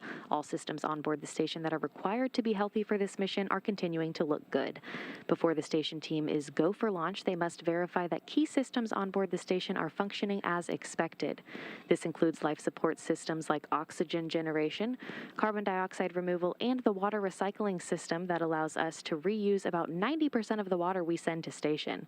We're also ensuring that the computers that allow us to command the station's major subsystems, essentially the station's nervous system, are functioning normally. We also work with our Russian counterparts to ensure that both methods of controlling the station's attitude are fully functional. This includes the large U.S. gyroscopes and the thrusters found on the Russian segment. Both systems play a critical role during Dragon's docking. Mission Control Houston will be closely monitoring the crew's flight and checking off milestones for most of the journey. Again, Flight Director Paul Kanya is now on console, leading flight controllers here in Houston for launch, and Flight Director Scott Stover will lead teams for docking tomorrow, expected to take place at 4:10 a.m. Central Time. The International Space Station team is ready for launch, so I'll send it back to Hawthorne. Gary? All right, thank you, Courtney. As we mentioned, the Crew-2 astronauts will spend about 6 months on the International Space Station. During this time, the Crew-1 astronauts will depart the station and return to Earth. They're set to undock from the station in the Crew Dragon Resilience on April 28th and splash down off the coast of Florida, where they'll be picked up at sea by one of SpaceX's recovery vessels. Next, SpaceX will launch Commercial Resupply Mission 22, or CRS-22, to the space station to deliver cargo and supplies to Crew-2 and the astronauts and cosmonauts aboard. It will automatically dock to IDA-3 at the zenith port of the Harmony module. Before Crew-2 returns home, they will hand the baton to the next crew to arrive at the orbiting lab on Crew Dragon, the Crew-3 crew. That mission is targeted to launch this fall. It will carry Crew Dragon Commander Raja Chari, pilot Tom Marshburn, whom are both of NASA, mission specialist Matthias Maurer of the European Space Agency, as well as a fourth crew member who will be added soon. The Crew-3 astronauts will also complete a 6-month mission as expedition crew members aboard the space station. They will be joined there by 3 additional crewmates who will launch on a Russian Soyuz spacecraft. This will mean that 7 people will be on the space station at one time, allowing NASA to effectively double the amount of science conducted in space. This will be Chari's first trip to space, but he has more than 2,500 hours of flight time as a test pilot. The U.S. Air Force colonel is also a member of NASA's Artemis team and is eligible for assignment to a future mission to the moon. Crew-3 will be Marshburn's 3rd visit to the space station and his 2nd long-duration mission. He flew on STS-127 and Expeditions 34 and 35. Marshburn is also a medical doctor who once served as a flight surgeon and medical operations lead for the space station. Like Chari, Maurer will be making his first trip to space with the Crew-3 mission. He has extensive experience in engineering and research, and he spent 16 consecutive days in an underwater laboratory as part of NASA's Extreme Environment Mission operations. Now let's head back over to Marie at Kennedy Space Center. How's it going over there, Marie? Thanks, Gary. Things looking good here in Florida. If you are just now joining us, welcome to coverage for the mission known as Crew-2, NASA and SpaceX's 3rd flight with Crew to the International Space Station. We are at T-minus 1 hour, 9 minutes and counting until liftoff. Myself and Kate Tice and Tracy Caldwell-Dyson here have all been vaccinated against COVID-19, and that's why you see us here sitting together without masks on. Liftoff is still holding for 5:49 and 2 seconds Eastern Time, and we're tracking no issues at the moment with Falcon 9 or Dragon. The range is green, and weather is looking good. Over the last 3 hours, our crew of Shane Kimbrough, Megan McArthur, Thomas Pesquet, and Akihiko Hoshide donned their SpaceX suits in the historic crew quarters suit-up room. They walked out of the crew quarters building just as every astronaut to fly from this spaceport has done since Apollo 7. And then they were transported to the pad where they climbed inside the SpaceX Crew Dragon Endeavour, which we are watching live on your screen.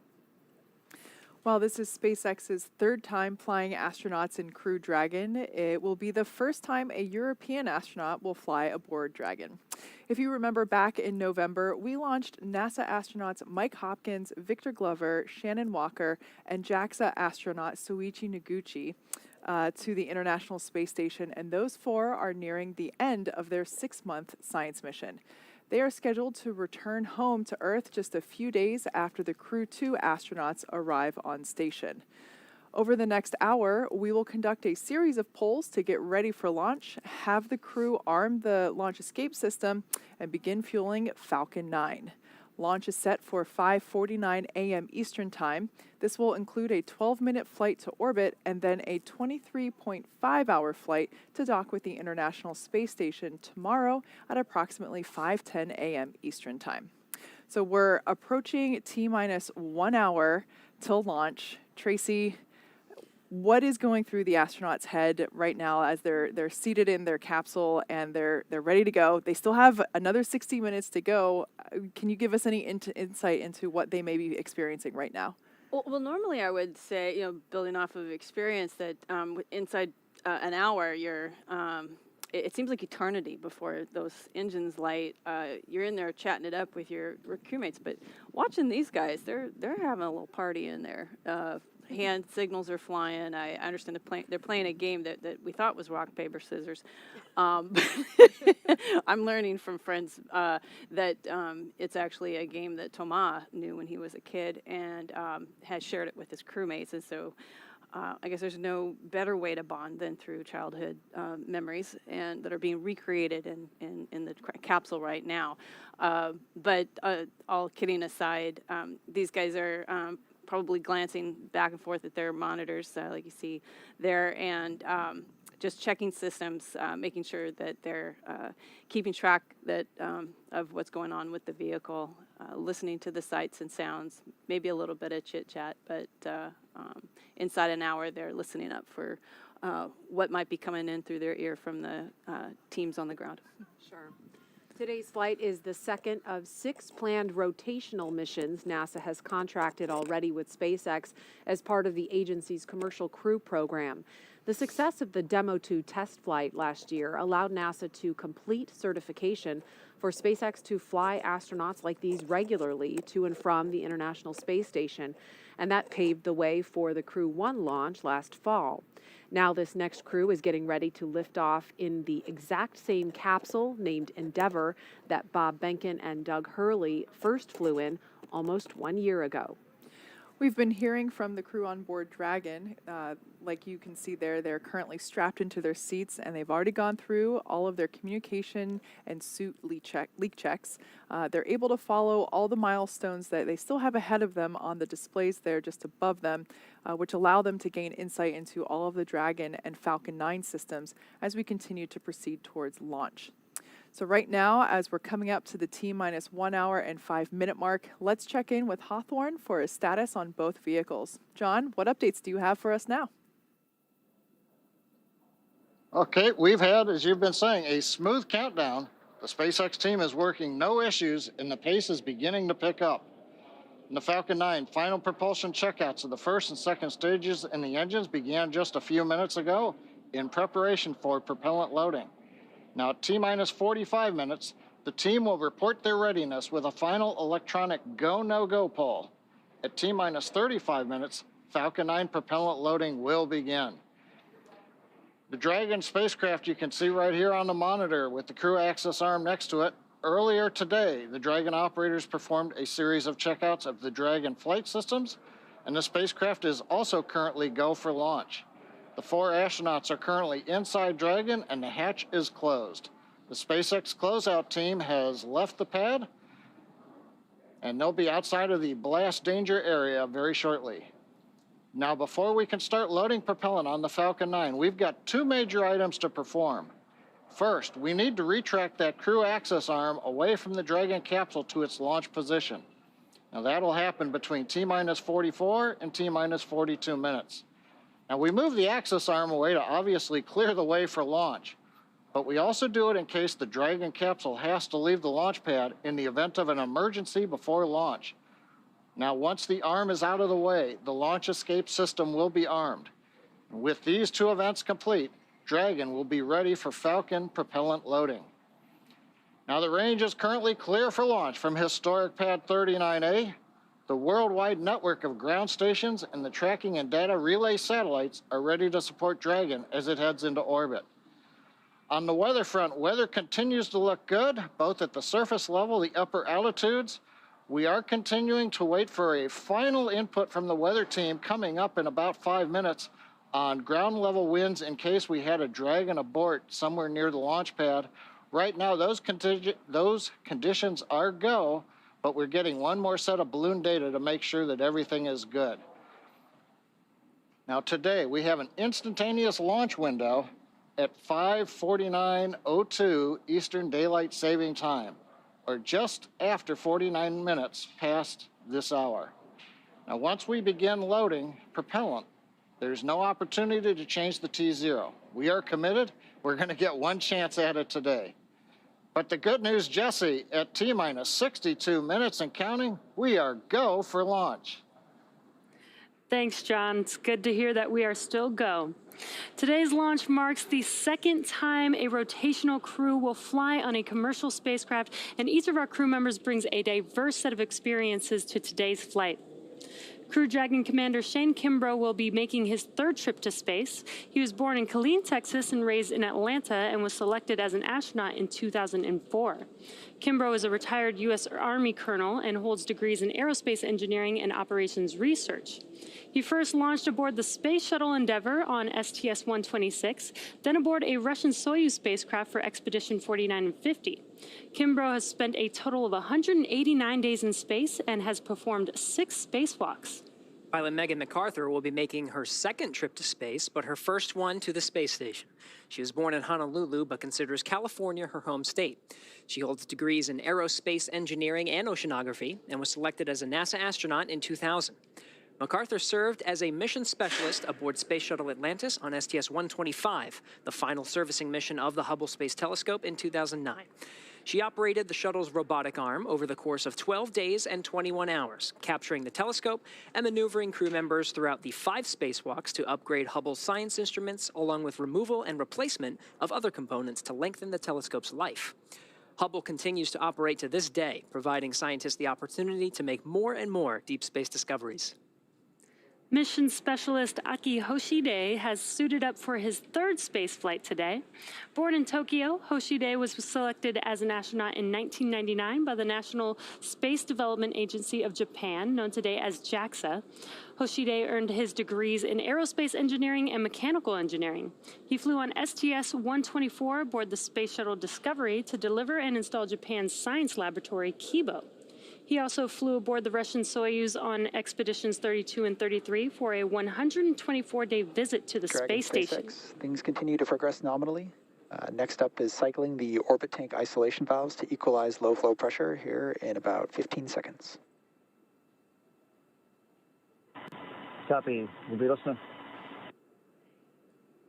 Got some good call-outs there.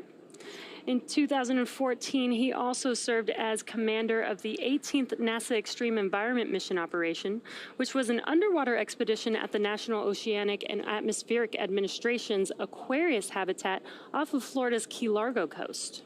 Mission specialist Thomas Pesquet will be making his second trip to space. Born in Rouen, France, Pesquet was selected by ESA as an astronaut in 2009. He has a degree in spacecraft design and control and more than 2,300 flight hours as a commercial airline pilot. Pesquet first flew to space on the Soyuz as a flight engineer for Expeditions 50 and 51. In that time, he worked on more than 50 experiments and performed 2 spacewalks to maintain the space station. He's logged 197 days in space. Pesquet will be the first European to fly in Crew Dragon, and it will be the first time a European has launched from America in more than a decade. Each of these 4 crew members will join Expedition 65 once they arrive at the International Space Station, with Akihiko Hoshide taking over as commander of the station right before Crew 1 departs. All right, we're inside 59 minutes from launch. The day is a continuation of regular crew flights to space station from U.S. soil. This will be the 3rd Crew Dragon flight with crew and its 2nd long-duration mission to the International Space Station. The Dragon astronauts... SpaceX, you are go for Section 6. When ready, report go for launch. Copy. Section 6, in work.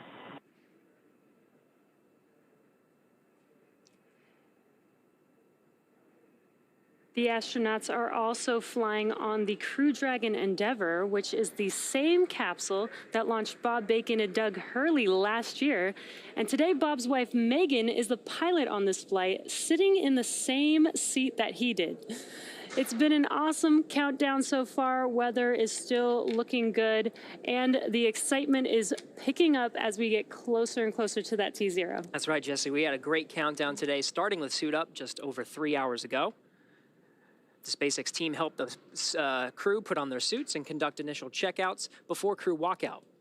Crew walkout was where Shane Kimbrough... Go for launch. SpaceX copies, go for launch. All right, the crew reporting go for launch real time. This just comes right after crew walkout, where Shane Kimbrough, Megan McArthur, Thomas Pesquet, and Akihiko Hoshide gave final goodbyes with friends and family gathered outside the operations and checkout building before they began that roughly 20-minute ride out to pad 39A. And though it was early morning before dawn, we did still get some awesome views of those Teslas heading down the NASA Causeway before the crew arrived at the pad. And once they arrived, they all took a brief moment to enjoy the view of the vehicle that they will be taking flight on. And then they headed up the fixed service structure to begin a process known as crew ingress.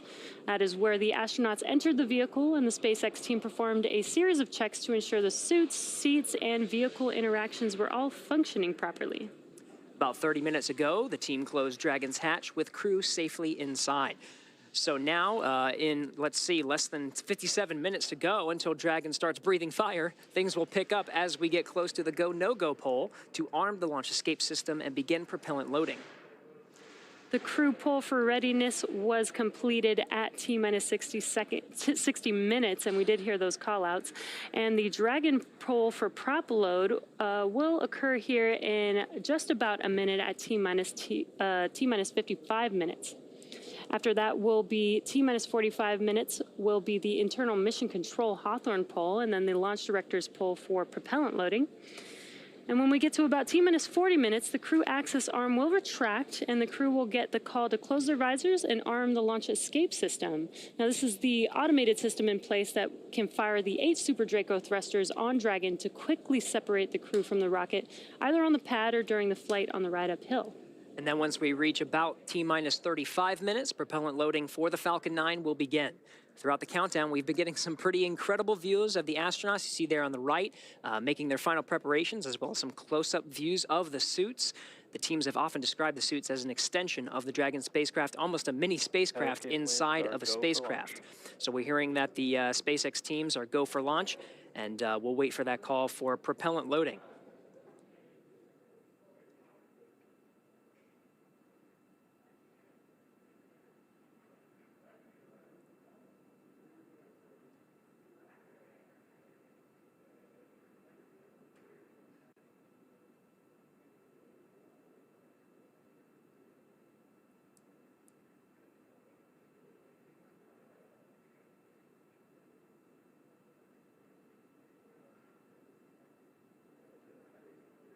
Now, as we wait for that call for the teams to begin propellant loading, we are hearing that there was a weather brief at L-1 hour.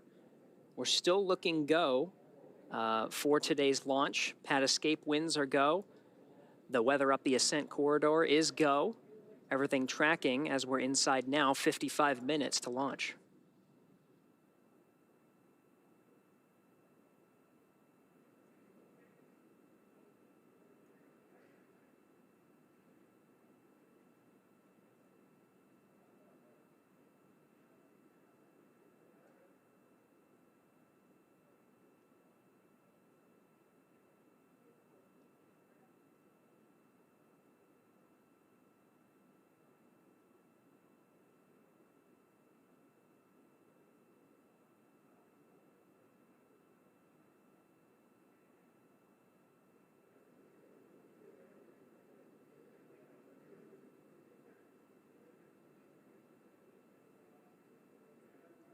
All right, so again, there are several milestones here now that we're less than an hour away from launch. Most of the calls will be the team's readiness to get ready for propellant loading at T-minus 35 minutes. Once we reach that mark, propellant loading will begin. Some of the RP-1 refined kerosene will start to fill the tanks of both the Stage 1 and Stage 2 elements of the Falcon 9 rocket. Stage 2 is smaller and expected to fill up just about 20 minutes prior to launch. But RP-1 refined kerosene will continue to load into the rocket, as well as liquid oxygen on both the first and second stages, filling up just about 3 minutes before launch for the first stage and 2 minutes before launch for the second.